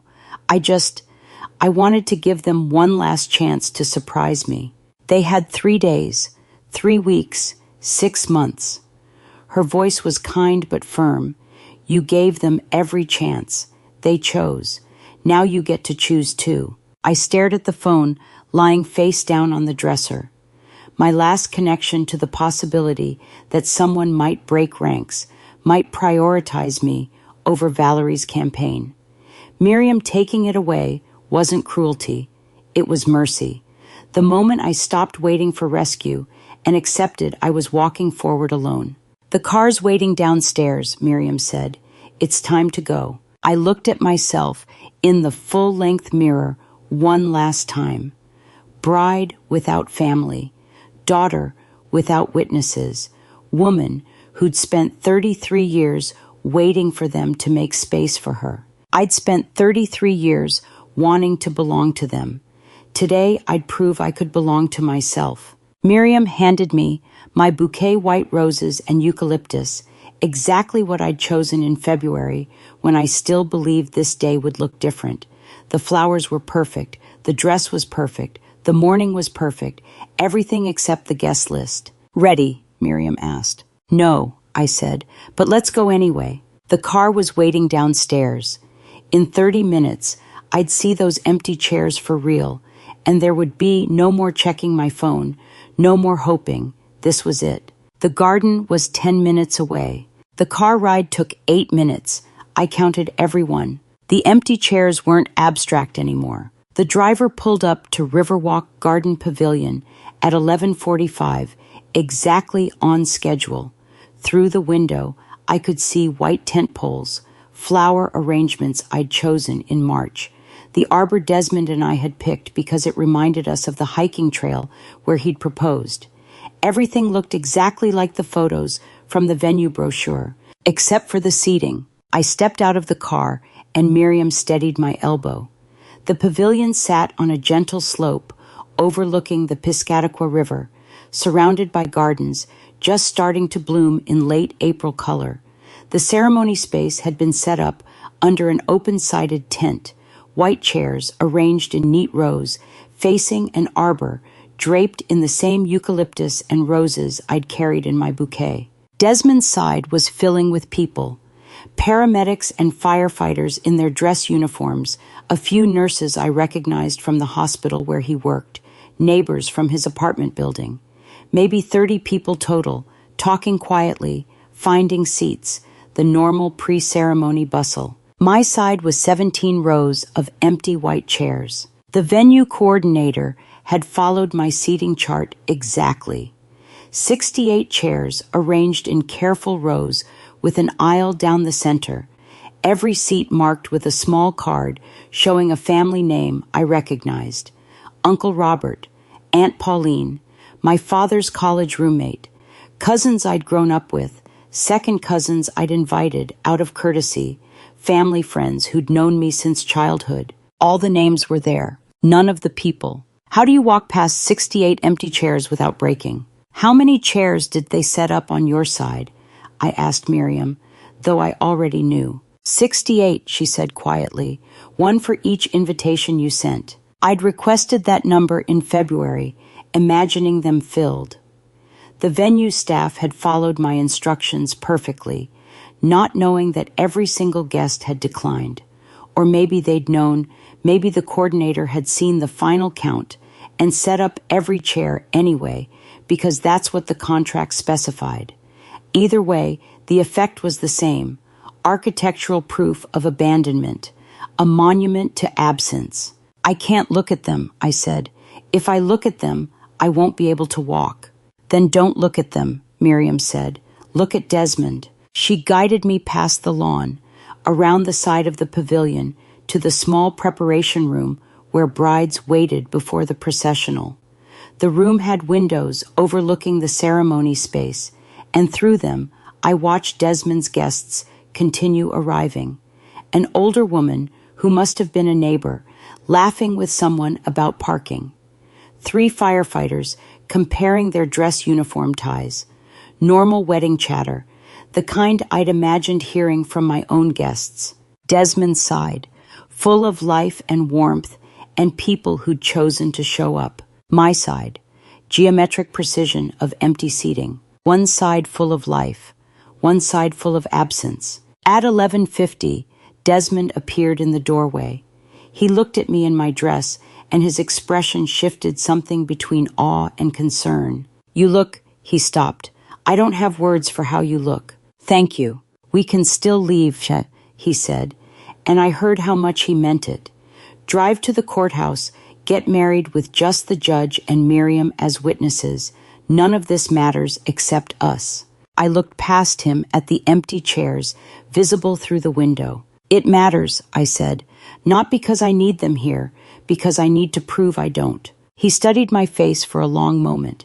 You're sure? No, but I'm certain I need to do this anyway. He nodded once, kissed my forehead carefully so he wouldn't disturb Miriam's makeup work, and said, Then let's get married. He disappeared back toward the arbor, and I stood alone in the small room watching guests settle into their seats, all on one side.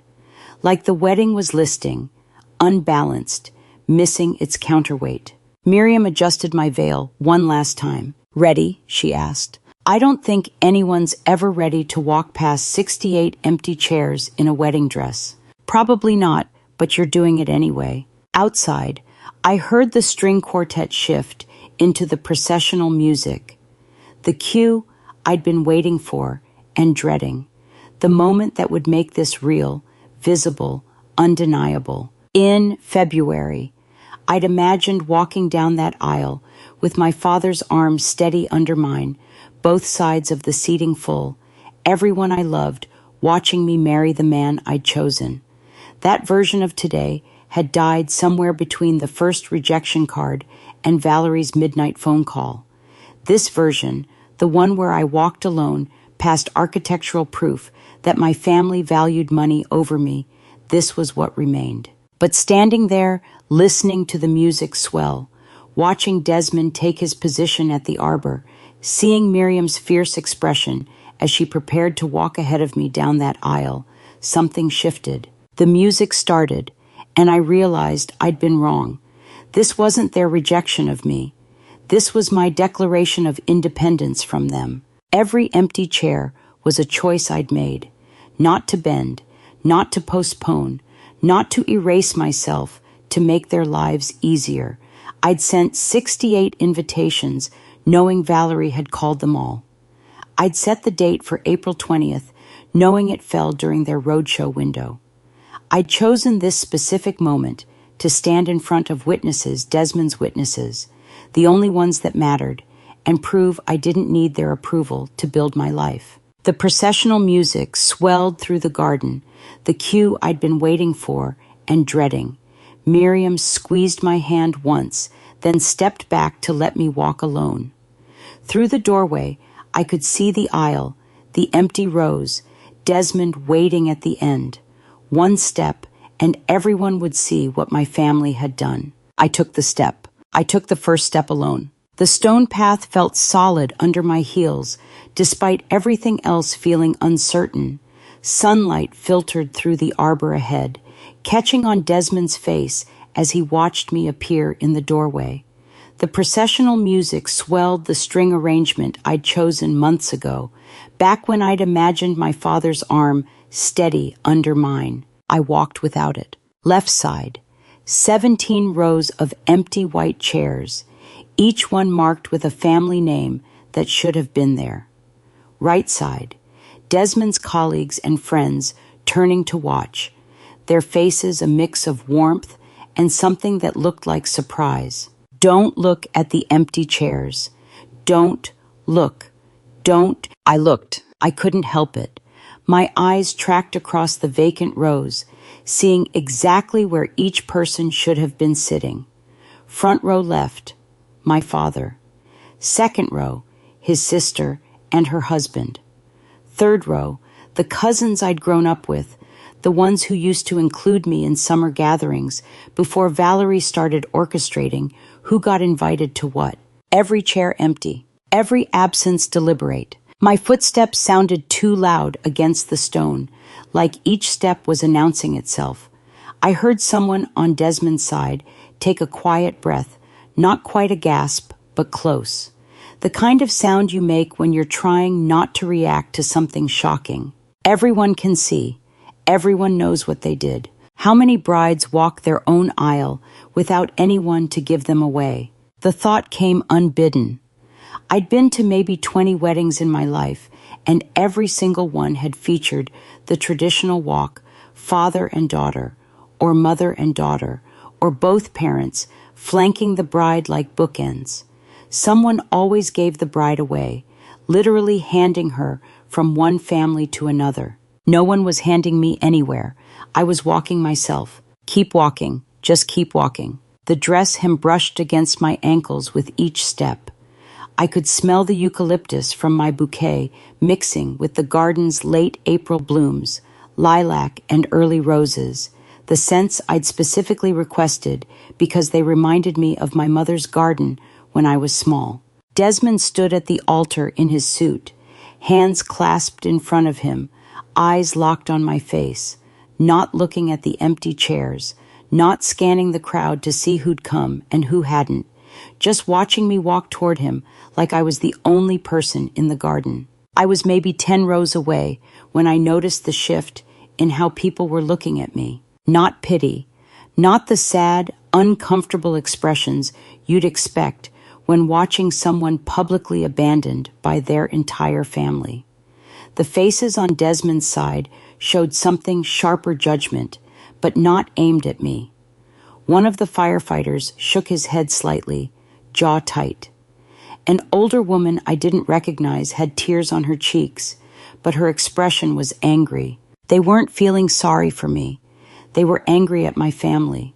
The realization landed quietly. I wasn't the one who should be ashamed. 68 people had chosen not to watch me marry someone I loved because a woman obsessed with IPO optics had told them my happiness threatened their money. That wasn't my failure. It was theirs. I took another 3 steps and something loosened in my chest. Before I tell you what shifted in those final steps toward the altar, if you're still with me, comment A, if you think walking alone took strength, or B, if you think I should have postponed. Add Y in 5 to 10 words. Quick note, what follows includes recreated emotional details to convey the transformation I felt. Halfway down the aisle, something fundamental changed. I stopped fighting the empty chairs, stopped wishing they were full, stopped imagining what this moment would look like with my father's arm under mine and family smiles anchoring me on both sides. The shame I'd been carrying for 3 weeks since the first rejection, since Irene's phone call, since Valerie's midnight mathematics lifted like smoke. They're not here, and I'm walking anyway. I'd spent 33 years waiting for them to make space for me. I was done waiting. Every step forward became easier, lighter, not because I was brave or performing strength for the guests watching, but because I'd stopped performing entirely. I wasn't walking this aisle despite my family's absence. I was walking it freed by it. No more modifying my choices to fit their timeline. No more shrinking myself to make their image management easier. No more waiting for permission to be happy. I don't need their permission to be happy. The last few steps felt different. My shoulders dropped. My grip on the bouquet loosened. By the time I reached the altar, I was smiling, not the practiced smile I'd rehearsed for family photos that would never happen, but something real. Desmond took my hands, eyes wet, and whispered, "You're beautiful." "I'm happy," I said, and meant it. Not brave, not defiant, not performing strength. Actually, genuinely happy. The smile came from somewhere new inside me, somewhere they'd never touched. I'd walked past 68 empty chairs and arrived whole. The abandonment that was supposed to break me had freed me instead. Standing at the altar with Desmond's hands warm in mine and his crew filling the seats behind him with genuine love, I realized something I hadn't expected. I didn't need them anymore.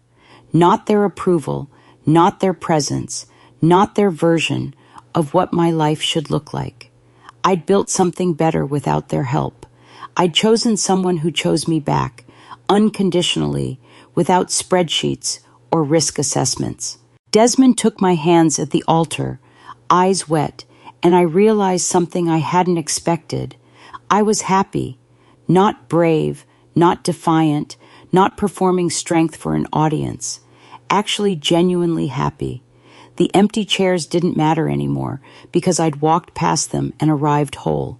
But someone in the second row had pulled out their phone 10 seconds ago. I didn't see Miriam slip her phone back into her bag after capturing those 10 seconds.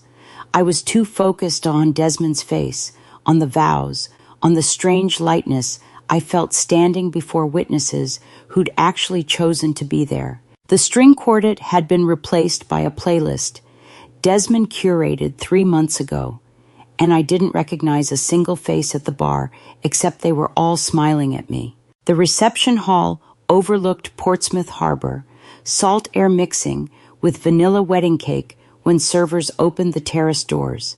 Desmond's colleagues filled the room, maybe 40 people, all paramedics and firefighters and ER nurses who'd rearranged shifts to be here. They hugged me like I was already part of their community. "Congratulations," a woman in her 50s said, pressing a handmade card into my hands. Inside, signatures from the entire emergency department, your real family. I excused myself to the bathroom to cry for 2 minutes. You know, what's strange about marrying into a working-class family when you've spent 33 years in country clubs? People actually hug you. Not air-kiss shoulder pats, real hugs. The kind where you feel the other person's heartbeat and they don't let go until you do. Desmond's captain, a man in his 50s with gray hair and the build of someone who'd spent decades carrying people out of burning buildings, pulled me aside during the champagne toast. "Can I tell you something?" he asked. Of course. My father disowned me for marrying a public school teacher, said I was wasting the family name, that I should have used my connections to do something important. He paused. 20 years later, he died alone in a house with 7 bedrooms. You made the right choice, kid. The toast he gave 5 minutes later made half the room cry. To the daughter who chose character over capital, may you never regret loving someone brave enough to run toward fires instead of away from them. I'd spent the ceremony trying not to think about my father. The reception made me forget he existed. Somewhere between the champagne toast and the cake cutting, I forgot to check my phone for messages from my father. That felt like victory. Desmond and I danced to the song. He'd picked something about home, being wherever the other person was, and I realized these people didn't know about the trust fund or the summer house. They knew Desmond pulled a kid from a burning Civic last October, and that was enough pedigree. "Are you okay?" Desmond asked for the 3rd time. "I'm fine," I said. Then more honestly, "I keep thinking they'll text, apologize, Ask for a do-over. Then I remember Norris Capital doesn't do do-overs. Their loss, he said simply. Watching his crew laugh and celebrate us without calculation or agenda, I believed him. Around 9:30, Miriam appeared with her camera and that expression she got when she'd captured something perfect. I got a shot from the ceremony I want you to see, she said, angling her phone. You look fierce, untouchable. The photo showed me halfway down the aisle, chin up, sunlight streaming behind me, empty chairs visible on the left, Desmond's filled rows on the right. My face wasn't sad or broken. It looked determined, strong. When Miriam showed me that photo, me alone in that endless aisle, I saw what she saw. Not abandonment, resilience. Can I post it? She asked. Sure, I said, already turning back to where Desmond was cutting the cake lemon with raspberry filling. Nothing like the formal fondant Valerie had suggested. Whatever you think. Miriam's thumb hovered over post for exactly 2 seconds. Then she select public instead of friends only. Didn't notice when she slipped to the terrace to add hashtags and location tags that would help it spread. I was too busy laughing at Desmond's terrible cake-cutting technique and accepting another hug from someone whose name I'd forgotten, but whose kindness I'd remember forever. The paramedic crew insisted on a sparkler send-off at 10. They lined up outside with lit sparklers forming a tunnel of light, and Desmond and I ran through holding hands while everyone cheered. The moment felt stolen from a different life, one where weddings ended in joy instead of abandonment. But this life had its own kind of joy, messier, more genuine, built on people who showed up because they wanted to, not because a seating chart obligated them. We left at 10:30, exhausted and happy and married. I fell asleep in the car on the way back to our apartment, the one we'd been sharing for 6 months, but that felt different now that we were legally bound. I fell asleep that night thinking I'd survived the worst. I had no idea I'd wake up famous. Miriam drove separately, her phone lighting up every few seconds. By the time she pulled into her driveway 20 minutes later, the photo had been shared 47 times. She smiled to herself, silenced the notifications, and went inside. She'd done what she set out to do, shown the world what choosing love over money looked like. The fact that it was going viral wasn't an accident. She'd tagged it carefully, written the caption to maximize outrage, posted it at the exact time when wedding content got the most engagement.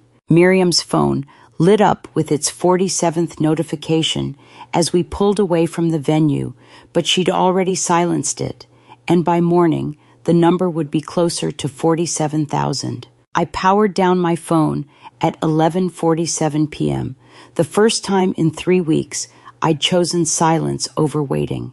Desmond had surprised me with the bridal suite at the Waterfront Inn, saying our apartment could wait until tomorrow. The room overlooked Portsmouth Harbor, moonlight cutting silver paths across black water. He was in the bathroom when I checked my messages one final time. Nothing from my father, nothing from Valerie, nothing from anyone who shared my last name. I held the power button until the screen went dark. You don't have to turn it off, Desmond said, emerging in the hotel robe. They might still. They won't, I said, and I'm done waiting. He sat beside me on the bed, taking my hand. The wedding band felt foreign and perfect at once. You okay? He asked. I thought about the captain's toast, the handmade card from the ER staff, the way his crew had formed that tunnel of sparklers like I was someone worth celebrating. I'm not a Norris tonight, I said, just your wife. Desmond pulled me close, and I felt his smile against my hair. Then let's just be married. We talked until almost 1 about the reception, about the horrible cake cutting, about the woman who'd cried during our first dance. He fell asleep first, his breathing evening out into the rhythm I'd learned over 6 months of shared mornings. I drifted off, watching harbor lights blur through half-closed eyes, thinking this was what peace felt like. Choosing it, claiming it, letting go of people who'd already let go of me. Have you ever chosen to miss the call you've been waiting for? That's what powering down felt like, terrifying freedom. While I slept, the world was making other choices. 12:30 a.m. Miriam's post hit 5,000 views. Comments poured in, strangers calling my parents cruel, calling me brave, sharing their own estrangement stories. The algorithm recognized engagement and pushed it wider. 2:00 a.m., 47,000. Miriam sat cross-legged on her apartment floor in Manchester, watching the numbers climb. She texted herself, 50,000, this is really happening. The video showed 10 seconds. Me in my mother's dress, walking that endless aisle alone, chin up, spine straight, empty chairs on the left, filled rows on the right. Miriam had captioned it, "When your family disowns you for marrying a paramedic instead of portfolio manager, she walked alone. He waited with people who actually showed up. This is what choosing love over money looks like." It spread across platforms: TikTok, Twitter, Instagram, Reddit threads dissecting whether parents who skip their daughter's wedding deserve forgiveness, Facebook groups sharing it with commentary about toxic families and chosen family. 4:00 a.m., 380,000 views. Miriam's phone showed 62 missed calls, journalists, podcast hosts, morning show producers. She ignored most of them, scrolling through comments instead, watching strangers defend a woman they'd never met. By 4:00 a.m., the view count hit 380,000. I was dreaming about sparklers. 600 miles south in Boston, Denise Morgan couldn't sleep. She'd been scrolling before bed when the video crossed her feed, and the name in the caption stopped her cold: Norris. She'd spent 3 weeks investigating Norris Capital's upcoming IPO, digging into the family structure, trying to understand why a 33-year-old daughter had been erased from every corporate bio and press release. The company presented Clarence and Valerie as a united front power couple, philanthropists, family values. But Denise had found that $47,000 transfer from 1991, a payment from Clarence Norris to someone named Valerie Hartley 3 months after Saskia's birth. It had the shape of hush money, but she couldn't prove the connection. Until now. She screen recorded the wedding video, then opened her investigation folder. At 4:30 a.m., she recorded a voice memo. Norris Capital IPO, paramedic groom, empty chairs. This connects to that 1991 transfer. Need to call her. The story was bigger than wedding drama. It was about a family selling an image of dynasty while quietly erasing the daughter who didn't fit the narrative. And if Valerie had orchestrated this wedding boycott right before the IPO, if she'd forced Clarence to choose between his daughter and his company's public offering, that was the kind of calculated cruelty that made headlines. Denise began drafting questions: background on the stepmother, timeline of the estrangement, connection between the wedding date and IPO filing. 5:45 a.m. A morning show producer left Miriam a voicemail. "We'd like Saskia on air at 8. Can you make that happen?" Miriam tried calling me. It went straight to voicemail. 6:00 a.m., 820,000 views. The sun was starting to rise over Portsmouth Harbor, pink light spilling across water.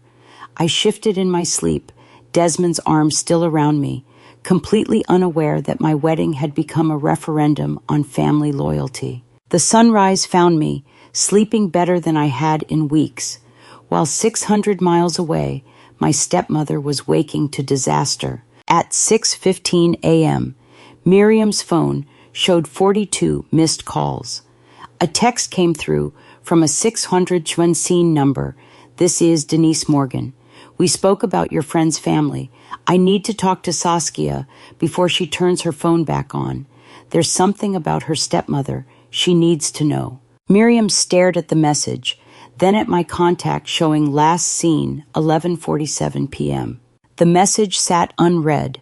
My alarm wasn't set until 9:00. My phone took 43 seconds to boot up, and in the 44th, it started screaming. I'd woken at 9:17 to Desmond's arms still around me and sunlight pouring through sheer curtains. The harbor view looked peaceful. I felt peaceful. Yesterday had been perfect despite everything, and this morning I'd allowed myself to imagine my father might have sent a late apology. The phone vibrated once, then again, then it didn't stop. Notifications flooded the screen, faster than I could read them. Texts, stacking on texts, missed call alerts, social media notifications multiplying in real time. The phone buzzed so violently, it rattled against the nightstand. Maybe your dad finally, Desmond started. It's not him, I said, watching the counter climb. It's everyone, every single person I've ever known. 347 text messages. I scrolled through names I hadn't heard from in years. College roommate, Pilates instructor, former boss from my first internship, someone I'd met once at a charity gala in 2019. Saskia, your hands are shaking, Desmond said. The first text I actually opened wasn't from family. It was from a verified account. Lauren Chen, senior reporter, Financial Times. Ms. Norris, I'm writing a story on whether Norris Capital's pre-IPO family optics were stage managed. Will you comment on whether your father's absence from your wedding was related to upcoming investor presentations? I stared at the words. Pre-IPO family optics. Stage managed. What does that mean? I whispered. Desmond took the phone gently, scrolled through more messages. His face went carefully blank, the expression he used when telling families their loved ones hadn't made it. You should sit down, he said. My phone rang. Miriam. I answered on speaker. I'm so sorry. Her voice cracked. I posted one video. Just one. I thought maybe a few hundred people would see it, care about you. Saskia, it's at 1.2 million views. The room tilted slightly. What video? From the ceremony. You walking down the aisle. I captioned it. I just wanted people to know what your family did to you. But it spread. Everywhere. I'm sending you the link. My phone buzzed with her message. I tapped it. 10 seconds of video. Me in my mother's dress, walking that aisle alone. The empty chairs on the left were painfully visible. The camera had caught everything. The gap where my father should have stood. The filled rows on Desmond's side. The moment I'd straightened my spine and kept walking. Miriam's caption read, 68 family members boycotted her wedding because she chose a paramedic over a portfolio manager. She walked alone. He waited with people who actually showed up. This is what choosing love over money looks like. 0.2 million views, 47,000 comments, 347 texts. I'd sent 68 invitations. I scrolled through comments. The top one had 12,000 likes. Just Googled her father is Clarence Norris, CEO of Norris Capital. Dude's about to IPO for $800 and couldn't sit through a 3-hour wedding? Class warfare is real. Another, verified checkmark. I cover private equity. Norris Capital's S1, filing mentions strong family values 17 times. This is what that looks like. Another, the groom pulled 2 kids from a burning car last year. Her family thinks he's beneath them. I'm disgusted. They're on your side, Desmond said quietly. They've made me a weapon, I said. More texts arrived while I watched. Bloomberg, Forbes, 3 requests from morning show producers, an investor advocate with a verified account, asking if I'd consider speaking about dynastic wealth and moral bankruptcy. When does a family secret stop being yours? When strangers quote your father's net worth in the comments. I found a message from someone claiming to be a business reporter. Ms. Norris, I'm reaching out because multiple Norris Capital stakeholders have contacted me about reputational concerns. Would you like to respond before I publish? You don't have to respond, Desmond said. I don't think they're asking me, I said. They're asking Norris Capital. I scrolled further. The Wall Street Journal wanted a statement about family values and fiduciary duty. A venture capital newsletter had already published a think piece titled When Your CEO Can't Manage His Own Family. Someone had dug up the IPO paperwork and posted screenshots. My name appeared nowhere in it, no mention of a daughter, no family structure beyond married to Valerie Norris, 2 stepchildren. I'd been erased from the corporate narrative entirely. He chose the IPO, I said slowly. Now the IPO knows he chose it. Desmond's hand found mine. The comments kept coming. I watched them refresh in real time. Hundreds of strangers dissecting my father's character, my family's wealth, Valerie's influence. Someone had found her Instagram private account, carefully curated photos of her biological children, 0 pictures of me. Then I found the one that made my breath stop. Verified account. Username @InvestorAdvocateJM. Comment posted 2 hours ago. 8,400 likes. I'm an LP in Norris Capital's fund, in for 12 mil messiahs. Just learned the CEO can't show basic decency to his own daughter. Calling my lawyer Monday to review the partnership agreement. If he treats family like this, how does he treat minority stakeholders? I'd spent 3 weeks begging them to show up. The internet showed up in 6 hours. This isn't sympathy anymore, I said. This is a corporate crisis. My phone showed 17 voicemails. I scrolled through the list. Unknown numbers, mostly. Then one from a 617 area code, timestamped 6:47 a.m. I hit play. Saskia, this is Denise Morgan. We spoke before your wedding. The video's everywhere, but that's not why I'm calling. I found the 1991 transfer recipient. We need to talk about Valerie before this gets worse. My finger hovered over the callback button. Worse than 1.2 million people watching me walk alone. By 2 p.m., I'd read 4,000 comments, and somewhere around comment 3,900, someone posted a photograph from 1990. I hadn't called Denise back, hadn't responded to the journalists, hadn't eaten. I just kept scrolling, watching strangers dissect my family with the kind of forensic attention I'd never applied to my own life. Desmond ordered room service I didn't touch. He tried twice to take the phone. I pulled it back both times. You've been on that phone for 3 hours, he said. They're digging into my father's life, I said, eyes still on the screen. First marriage, business deals, the IPO prospectus. Someone found articles about when he divorced my mother, his actual wife, not Valerie. I'd learned more about my family in 3 hours of comment reading than in 33 years of living with them. Someone had posted a link to a 1992 business profile. Clarence Norris, newly single, after a quiet 1991 divorce, builds capital management empire. Another user found the divorce filing, August 1991, citing irreconcilable differences, no custody dispute mentioned. No custody dispute. As if I hadn't existed. The comments spun theories, money laundering, embezzlement, secret second family, each one more dramatic than the last, but underneath ran a consistent question. Why would a CEO worth hundreds of millions alienate his only daughter right before a public offering? What was he hiding? Maybe stop reading, Desmond said. I can't, I said.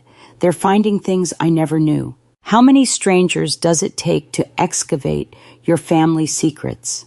4,000 commenters in 6 hours, apparently. Then I saw it. Username, @NorrisCap. Alumni, 1985. Posted 15 minutes ago. Here's some receipts from before the layoffs. The photo was grainy, scanned from a print newsletter. Boston Children's Hospital Gala. March 1990. Young Clarence, maybe 30, still handsome before stress, carved lines into his face, stood beside a young woman in an evening gown. She looked 17, 18 at most. The caption read, Major Donor Clarence Norris with Volunteer Coordinator. Someone from the company posted this, I said. A former employee. He tagged it. Receipts from before the layoffs. Desmond looked over my shoulder. That's your dad. Who's the girl? I don't know, I said. But everyone in the comments thinks it's Valerie. I scrolled through responses. Someone had already posted a side-by-side. The 1990 volunteer coordinator next to a current photo of Valerie. Same sharp cheekbones, same thin lips, same way of holding her shoulders back like she was perpetually bracing for criticism. Another comment. She looks 17 in this photo. He was married then. This is giving affair energy. Another. Wait, timeline check. This is 1990. Saskia Norris was born 1991. Math isn't mathing the way you think it is. I stared at the young woman in the photo. She stood slightly apart from my father, hands clasped in front of her, smile uncertain. She wore too much makeup, the kind teenagers use when they're trying to look older. She looks 17, I said. He was married to my mother then, my actual mother. The young woman in the 1990 photo had my nose. I zoomed in. The resolution pixelated, but the features were there, the narrow bridge, the slight upturn at the tip. I'd inherited it from my mother, or so I'd always been told. My phone buzzed. New comment highlighted because it was from a verified account. Denise Morgan. Her comment was pinned at the top of the thread, posted 3 minutes ago. I've been investigating Norris Capital for 3 weeks. The $47,000 transfer I mentioned earlier, paid to Valerie Hartley, April 1991. I've now confirmed Valerie Hartley is the woman in this 1990 photo. 9 months later, Saskia Norris was born. Clarence's divorce from his first wife was finalized August 1991. Valerie Hartley was hired as administrative assistant to Norris Capital in 1995, introduced to Saskia as Daddy's new friend, married Clarence in 1996. I'll be publishing the full timeline at 6 p.m. The comments exploded. 50 new ones appeared while I watched. Holy shit, Valerie is the biological mother. A fair baby, raised by the mistress, pretending to be stepmother. This is insane. So, he paid her off, divorced his wife, then brought the mistress back 4 years later to play house with her own daughter. Desmond, I whispered. I took the phone, read Denise's comment, and his face went pale. This is speculation, he said. This is breathe. Saskia, breathe. This is internet speculation.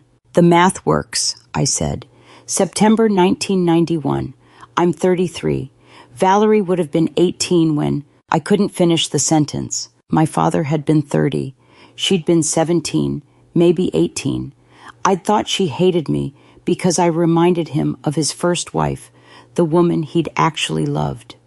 The marriage that ended when I was born. What if I reminded him of her? What if she hated me because I was the evidence? The daughter she couldn't claim, the price of the payoff, the secret hidden in plain sight for 33 years. I thought she was my stepmother, I said.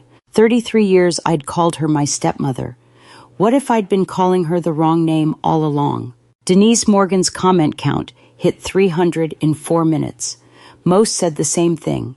Contact a DNA testing service. My phone rang. Miriam. Simone just called me, she said, voice shaking. Your cousin. She says the board is meeting in an hour and your father's lawyers are preparing a statement. Saskia, is it true? I looked at the 1990 photo still on my screen. Young Clarence. Young Valerie. The volunteer coordinator who'd become the mistress, who'd become the wife, who'd become the woman who'd boycotted my wedding. I don't know, I said. I answered Denise Morgan's call at 7:14 a.m., and by 7:19 a.m., I no longer knew who my mother was. I hadn't slept. Couldn't. I'd spent the night staring at the 1990 photograph, trying to unsee my own features in that 17-year-old girl's face. Desmond had finally fallen asleep around 4, his hand still holding mine. I'd pulled away at 7 when my phone rang. Denise didn't say hello. "I have the birth certificate, Saskia," she said. "The sealed original. Your biological mother is listed as Valerie Hartley, her maiden name, before she became Valerie Norris." I'd expected speculation, theory, internet forensics that could be disputed. Not this. "That's not possible," I said. "My mother was Rebecca Norris. She raised me until she died when I was 12. "Rebecca raised you," Denise said carefully, "but she didn't give birth to you." Desmond stirred beside me. I put the phone on speaker with shaking hands. "How did you get sealed records?" I asked. "I have sources at the Massachusetts Registry of Vital Records," Denise said.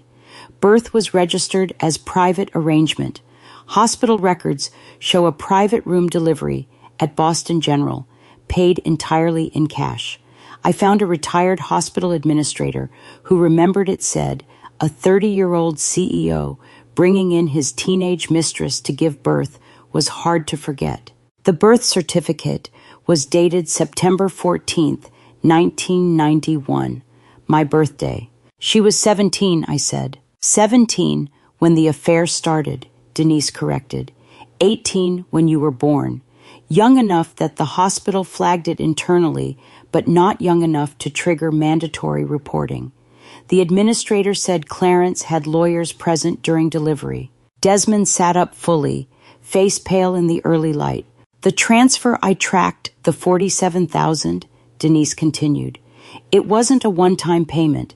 There were annual deposits, $47,000 every April for 18 years, until you turned 18. Consistent, documented, hush money disguised as investment income. Rebecca knew." My voice cracked. "The woman I called Mom knew I wasn't hers?" "I think Rebecca was coerced," Denise said. "Clarence had the money, the lawyers, the power. She had a newborn and a cheating husband. I found their divorce filing. It was initiated 2 months after your birth, but Rebecca kept primary custody. The settlement agreement included a confidentiality clause about private family matters." I thought about Rebecca, the woman who'd raised me, read to me every night, taught me to tie my shoes, who'd died of ovarian cancer when I was 12, holding my hand until the morphine pulled her under. She'd known. Every bedtime story, every school pickup, every time she'd told me I had her eyes, she'd known I wasn't hers. "Where was Valerie?" I asked. "Gone," Denise said. "After the birth, the payment started, and she disappeared from Boston. No employment records, no address. The trail goes cold until 1995, when Norris Capital hired a Valerie Hartley as administrative assistant. By then, Rebecca had been sick for 6 months, early-stage cancer, treatable but expensive. He brought her back," Desmond said quietly. "I'd spent 21 years mourning a mother who wasn't mine, and 18 years living with a mother who wouldn't claim me. When Rebecca died in 2003, Denise continued, Valerie had already been in the household for 8 years, as your stepmother, raising her own biological daughter while pretending to be the second wife. They married quietly in 1996, 2 years before Norris Capital's first major expansion. The room spun slightly. I pressed my hand against the nightstand to steady myself. She watched me grieve, I said. I sobbed at Rebecca's funeral, and Valerie stood there, my actual mother stood there, and told me to stop making a scene. Saskia, Denise said, and her voice had shifted to something gentler. There's one more thing you need to understand, the wedding boycott. What about it? I've been through Valerie's emails, a source forwarded them anonymously last night. She didn't just discourage your family from attending, she actively campaigned against it, told them you were mentally unstable, that Desmond was using you, that attending would encourage dangerous behavior. I know, I said.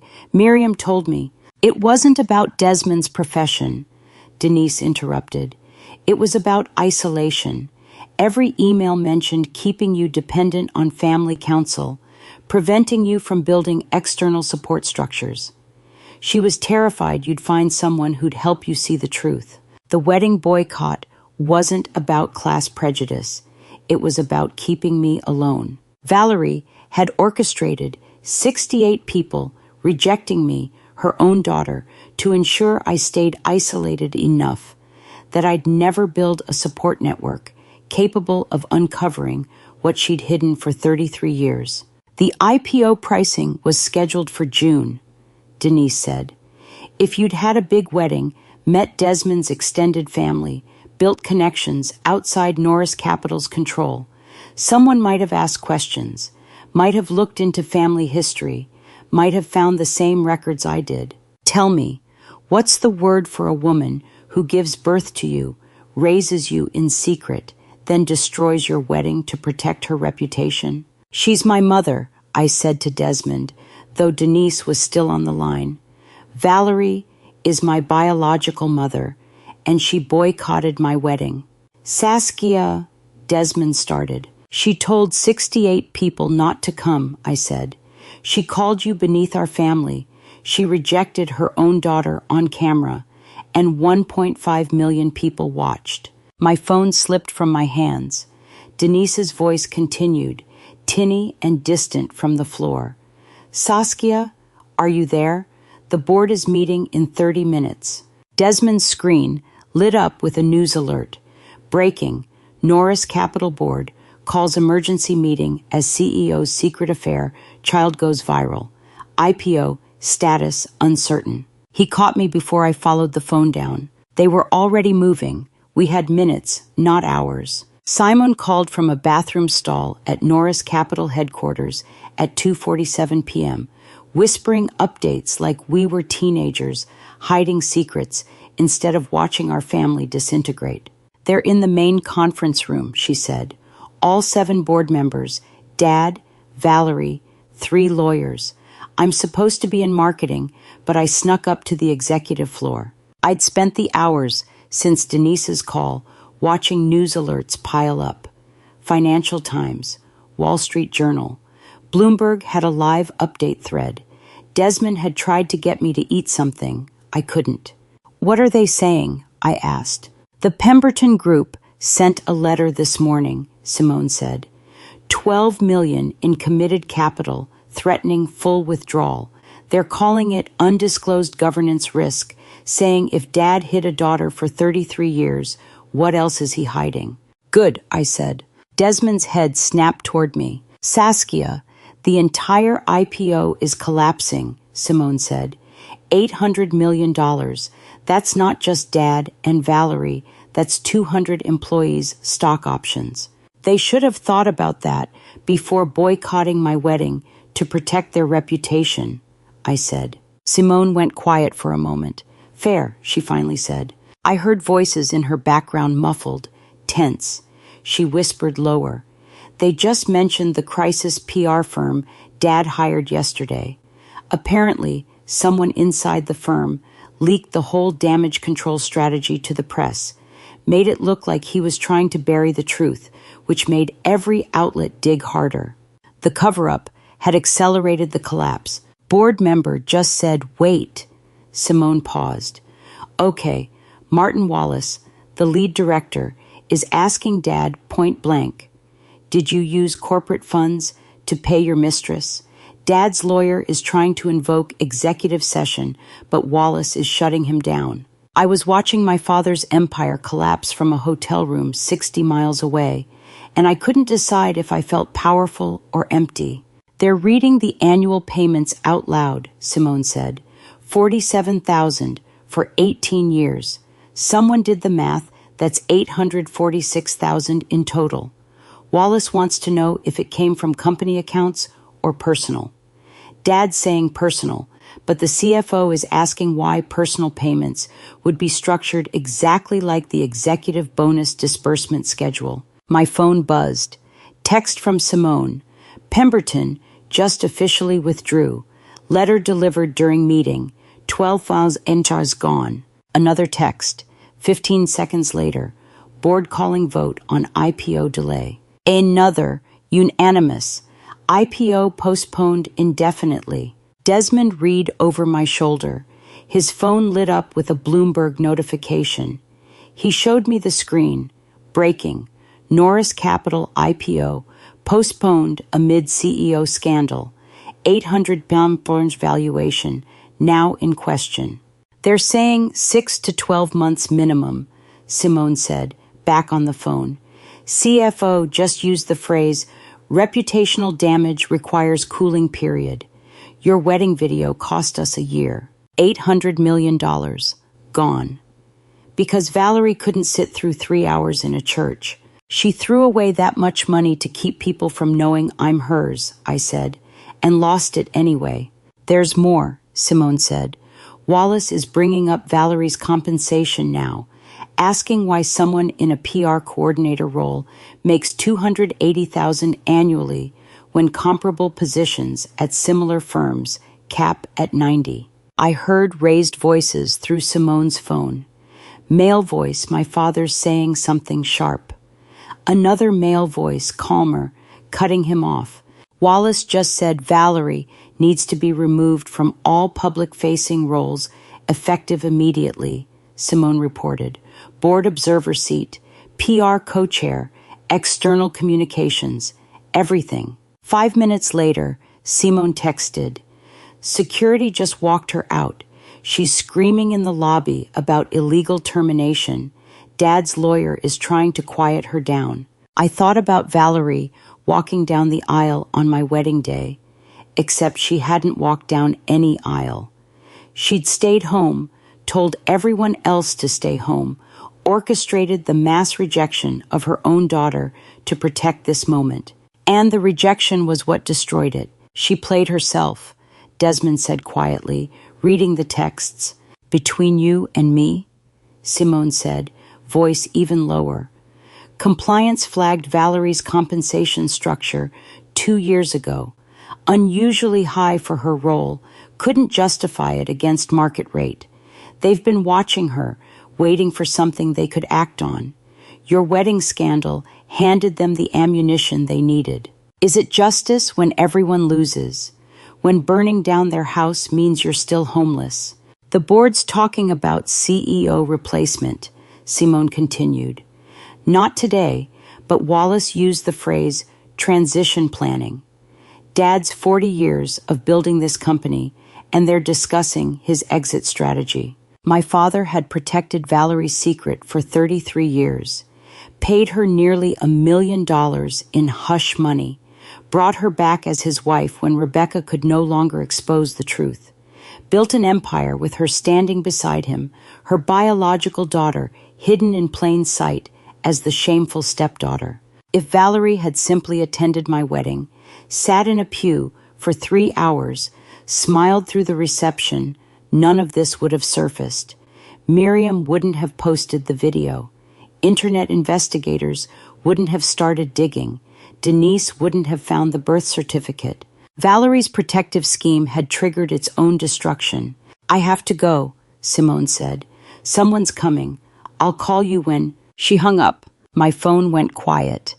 Desmond sat beside me on the hotel bed, hand on my back. Outside, Portsmouth Harbor reflected afternoon sun like nothing had changed. Then my phone rang again, unknown number, Manchester area code. I stared at it for 3 rings. That's probably your father, Desmond said quietly. 4 rings. 5.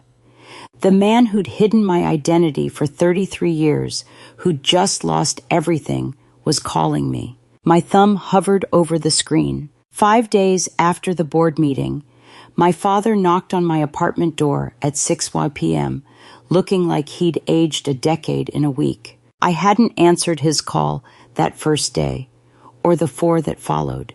Denise Morgan's investigation had published. The financial press was calling it the biggest pre-IPO scandal in recent history, and I'd spent 5 days learning to exist in a world where everything I'd believed about my identity was a carefully constructed lie. But when he knocked, I opened the door. I called 5 times this week, he said. Thank you for finally agreeing to see me. Desmond stays, I said, and you get 30 minutes. Clarence looked at Desmond standing in the kitchen doorway, then nodded. He'd lost weight. His suit hung differently, and his eyes had the hollowed-out look of someone who hadn't been sleeping. We sat in the living room, me on the couch beside Desmond, Clarence in the chair opposite. The same chair he'd sat in 6 months ago when he'd told me marrying a paramedic would be a mistake. I'm not here to ask forgiveness, Clarence said. I just need you to know the truth, all of it, not the version the press invented. You had 33 years to tell me the truth, I said. You get 30 minutes now. He flinched but didn't argue. I met Valerie in 1990, he began. She was 17, a summer intern through a hospital volunteer program. I was 30, married to Rebecca for 8 years. We had no children. Rebecca couldn't. We'd tried everything. How many people does it take to build a lie this big? A father, 2 mothers, lawyers, accountants, an entire infrastructure of deception. The affair started in March 1990, Clarence continued. By December, Valerie was pregnant. She told me in January 1991, 2 weeks before your mother, before Rebecca found out by going through my office files and finding medical bills. Rebecca found out you got a teenager pregnant, I said flatly. Yes, he said. She threatened to expose everything. Divorce, public scandal, destroy the company before it had a chance to grow. I had 40 employees depending on me. Investors who'd committed millions. So you paid her off, Desmond said. Clarence's jaw tightened. Rebecca wasn't a victim. She negotiated. $2 million up front, plus those annual $47,000 payments you saw. She agreed to raise you as hers. Full custody, legal recognition, my name on the birth certificate as father, with her listed as mother. The room spun slightly. The woman I mourned for 12 years was paid to pretend I was hers? I asked. The woman who raised you loved you, Clarence said, and for the first time his voice cracked. The money was complicated, but Rebecca loved you, Saskia. She chose to raise you when she could have walked away with the settlement and disappeared. $2 million. Rebecca sold her silence for $2 million. Where was Valerie? I asked. Clarence shifted in his chair. After you were born in September 1991, she took the initial payment and left Boston. Enrolled in college in Vermont under her maiden name. The deal was she'd stay away until you were old enough that her presence wouldn't raise questions. When did she come back? 1995, he said. Rebecca was diagnosed with early-stage ovarian cancer, treatable but expensive, and she wanted to keep working. I hired Valerie as an administrative assistant, told Rebecca it was temporary help. We married in 1996 quietly, Vegas to legitimize her eventual presence in the household. You married my biological mother while Rebecca was still alive, I said. Rebecca knew, Clarence said. It was part of the arrangement. She'd raised you for 4 years. She was sick. Valerie wanted to be near you, even if she couldn't tell you the truth. When Rebecca died in 2003, I thought about telling you, he continued. You were 12, grieving. Valerie begged me not to, said you'd been through enough losing the woman you thought was your mother. That adding, and by the way, I'm actually your biological mother, would destroy you. So you let me call her my stepmother for 21 more years, I said. Yes. Desmond's hand found mine. I was trying to protect you from being known as the affair baby, the scandal child, Clarence said. Norris Capital was growing. Your name was on everything scholarship applications, your college transcripts, your first job references. If the truth came out, that's all anyone would see. You were protecting Norris Capital, I said. I was just collateral. I didn't argue. You're apologizing now because you got caught, I continued. If that video hadn't gone viral, you'd still be lying. So this apology, it's a starting point, not a finish line. I understand, he said quietly. I'm keeping the Norris name, I said. Not because you gave it to me, but because I earned it through my own work. You don't get to take that too. Something shifted in his face, recognition, maybe, or respect I'd never seen before. I wouldn't dream of asking you to change it, he said. Forgiveness, I was learning, isn't a light switch, it's a road, and I'd barely found the trailhead. Your 30 minutes are up, I said. Clarence stood, nodded to Desmond, looked at me like he wanted to say more but knew better. Thank you for seeing me, he said. I didn't walk him to the door. After he left, I found an envelope on the entry table. Inside, a photograph from 1991, hospital room. Young Valerie, barely 18, exhausted, terrified, holding newborn me. She was looking at the camera with an expression I couldn't read. Terror, love, regret. On the back, in faded ink, the only photo I kept, she asked me to destroy it. See, I'd heard my father's version. I still needed to hear hers. Simone texted me 4 times before I agreed to meet. And when I walked into the coffee shop on May 18th, my cousin looked like she hadn't slept in 3 weeks. She'd aged. Lines around her eyes that hadn't been there at my wedding, the wedding she hadn't attended. She stood when I approached, then seemed unsure whether to hug me or shake my hand. We did neither. Thank you for coming, she said. I sat across from her, ordered black coffee I didn't plan to drink, and waited. I knew about the boycott plan 2 weeks before your wedding, Simone said. No preamble, no small talk. Valerie sent a family group text. You weren't on it, saying attendance would be seen as betrayal of family interests. I'd suspected as much.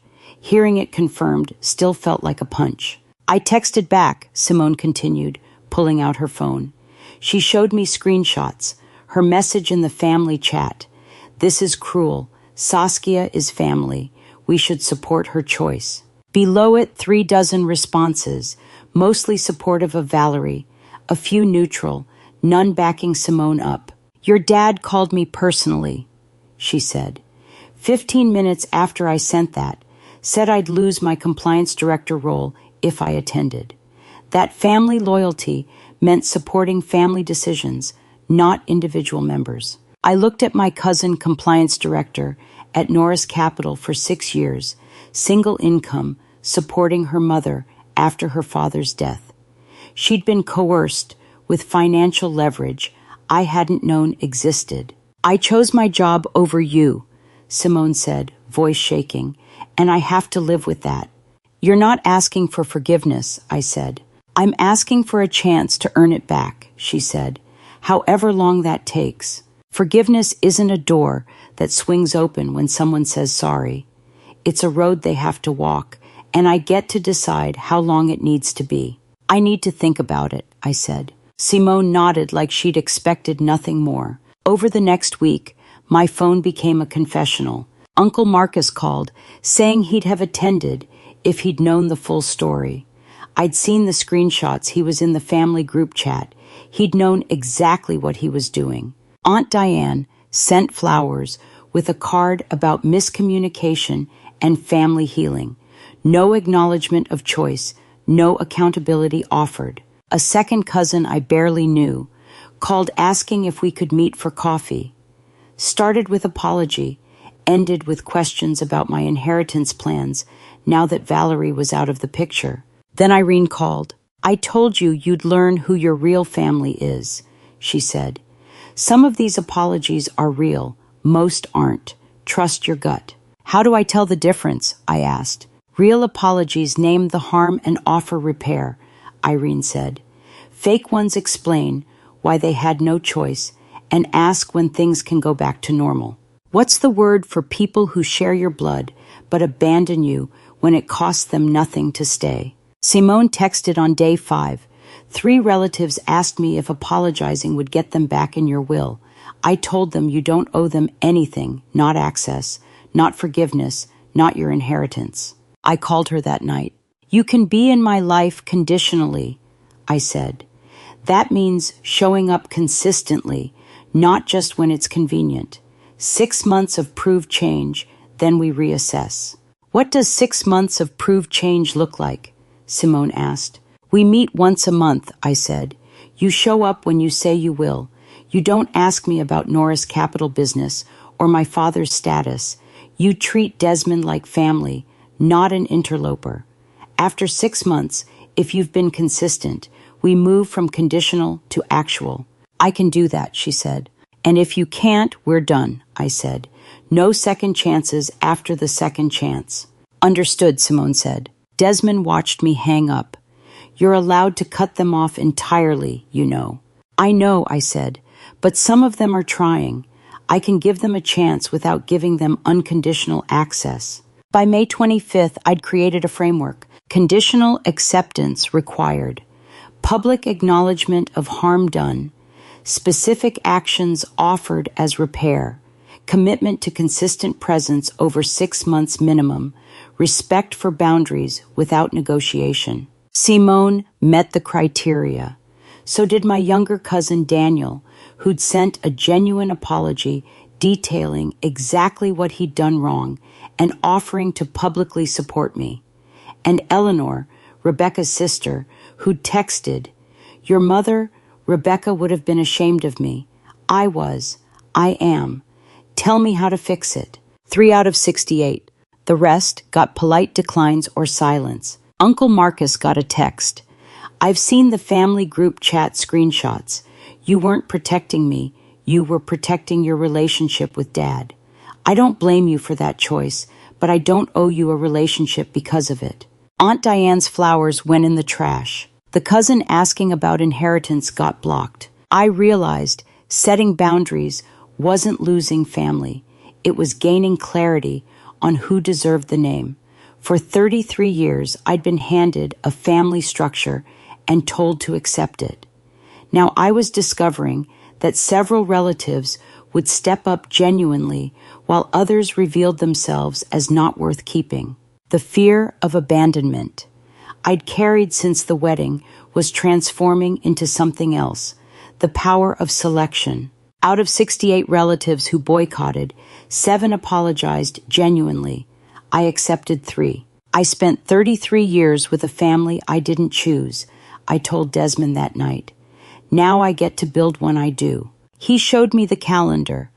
Our first anniversary is in 11 months, different venue this time, and you get to choose the guest list from scratch. I looked at the 3 names I'd conditionally accepted, the 65 I'd declined, and realized I was already building the family I'd always deserved. The question was, who else would earn their place by April 2025? 2 months to the day after I walked down an empty aisle, I stood before 23 filled chairs and finally understood the difference between family and relatives. Desmond and I arrived at the Riverwalk Garden Pavilion at 4 o'clock on June 20th. The same white chairs, the same afternoon sun filtering through oak trees, the same harbor breeze carrying salt and possibility. But this time, every chair was occupied. Simone sat in the front row beside Eleanor, Rebecca's sister, who'd apologized with genuine shame and shown up consistently ever since. Irene Gallagher held court in the second row, flanked by Miriam and 3 of Desmond's paramedic colleagues. Daniel, my younger cousin, who'd sent that detailed apology, sat beside his partner. The rest were Desmond's people crew members, the fire captain, who'd given that toast at our wedding, 2 ER nurses who'd rearranged shifts to be here. 23 people. I'd invited 23. 23 showed up. Small number, I said to Desmond. Right number, he said. Simone approached as we walked through the pavilion entrance. Dad asked if he could come, she said quietly. I told him you said maybe next year, if he keeps showing up to therapy. It was the first time I'd declined my father's request. Not out of spite, not as punishment, simply because I wasn't ready and I'd learned I didn't owe anyone readiness on their timeline. How did he take it? I asked. Better than I expected, Simone said. He said, tell her I understand. I think he actually might. Irene appeared at my shoulder, sharp-eyed and elegant as always. I told you at the wedding you'd learn who your family is, she said. Look around. You learned well. Empty chairs were the inheritance my family gave me. Filled ones are the legacy I'm building.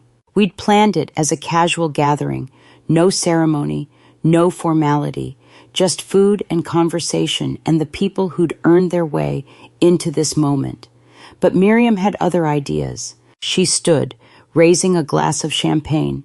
Speech time, she announced. Desmond groaned good-naturedly. I squeezed his hand. 2 months ago, I posted a video, Miriam said. 10 seconds of my best friend walking alone down an aisle while her family stayed home. That video hit 3.8 million views. It's still going viral. But this, she gestured at the gathered chairs, this matters more. Because Saskia didn't just survive being abandoned. She figured out who was worth keeping and built something better. People raised glasses. I blinked back tears. Simone stood next. I'm 8 weeks into earning my way back, she said, voice steady. I'll keep showing up as long as it takes. Thank you for letting me try. The fire captain who'd toasted at my wedding rose. To the woman who chose love twice, he said. First when she married Desmond. Second, when she chose which family to keep. Family isn't the people who share your blood. It's the ones who show up when bleeding doesn't benefit them. My phone buzzed during the toasts. I ignored it until Desmond nodded toward my pocket. I pulled it out. Text from Valerie. I'm in therapy. I understand apology isn't enough. If you're willing, I'd like to try again in a year. I'll wait. I showed Desmond. What will you say? He asked quietly. Nothing yet, I said. I don't owe her a timeline. He kissed my temple. As the sun started its descent toward the harbor, painting everything gold and amber, Desmond pulled me aside to the same spot where we'd stood for our first look 2 months ago. Are you happy with who came? He asked. I'm happy with who I'm becoming, I said. The people here are just proof I'm on the right path. I thought about that moment, walking down the aisle, empty chairs stretching to my left, chin up, spine straight, choosing to keep walking anyway. I'd thought I was being abandoned. Turns out I was just making room. For 2 months, strangers had watched that video. Millions of them. They'd commented about my father's cruelty, Valerie's betrayal, the class warfare of choosing a paramedic over portfolio managers. For weeks, I'd refreshed the view count obsessively, watching it climb like vindication. Then 3 weeks ago, I'd stopped checking. I didn't need public validation anymore. Didn't need millions of strangers confirming I'd been wronged. The 23 people in these chairs, the ones who'd proved themselves through consistency, accountability, genuine change, they were the only audience that mattered. 23 people, Desmond said. Next anniversary, maybe more. Maybe, I said, or maybe this is exactly enough. You want to know if I forgave them? Wrong question. I freed myself from needing to. Miriam found me as the gathering wound down. I hired a photographer, she said. Hope that's okay. Wanted to capture this. She showed me her phone. The image stopped my breath. Me standing before those 23 filled chairs, hand in Desmond's, face turned toward the people who'd earned their place. No performance, no armor, just someone who'd walked through fire and emerged knowing exactly who she was. Can I have a copy? I asked. Already sent it, Miriam said. Months later, when I finally looked at that photo properly, I understood what Miriam had seen all along. Someone who'd walked alone down an aisle and emerged on the other side, certain of her worth. That image sits on my desk now, next to the one Clarence left. Infant me, in Valerie's uncertain arms, both true, both mine, both just the beginning. I kept the Norris name because I'd earned it through my own work, not my father's legacy.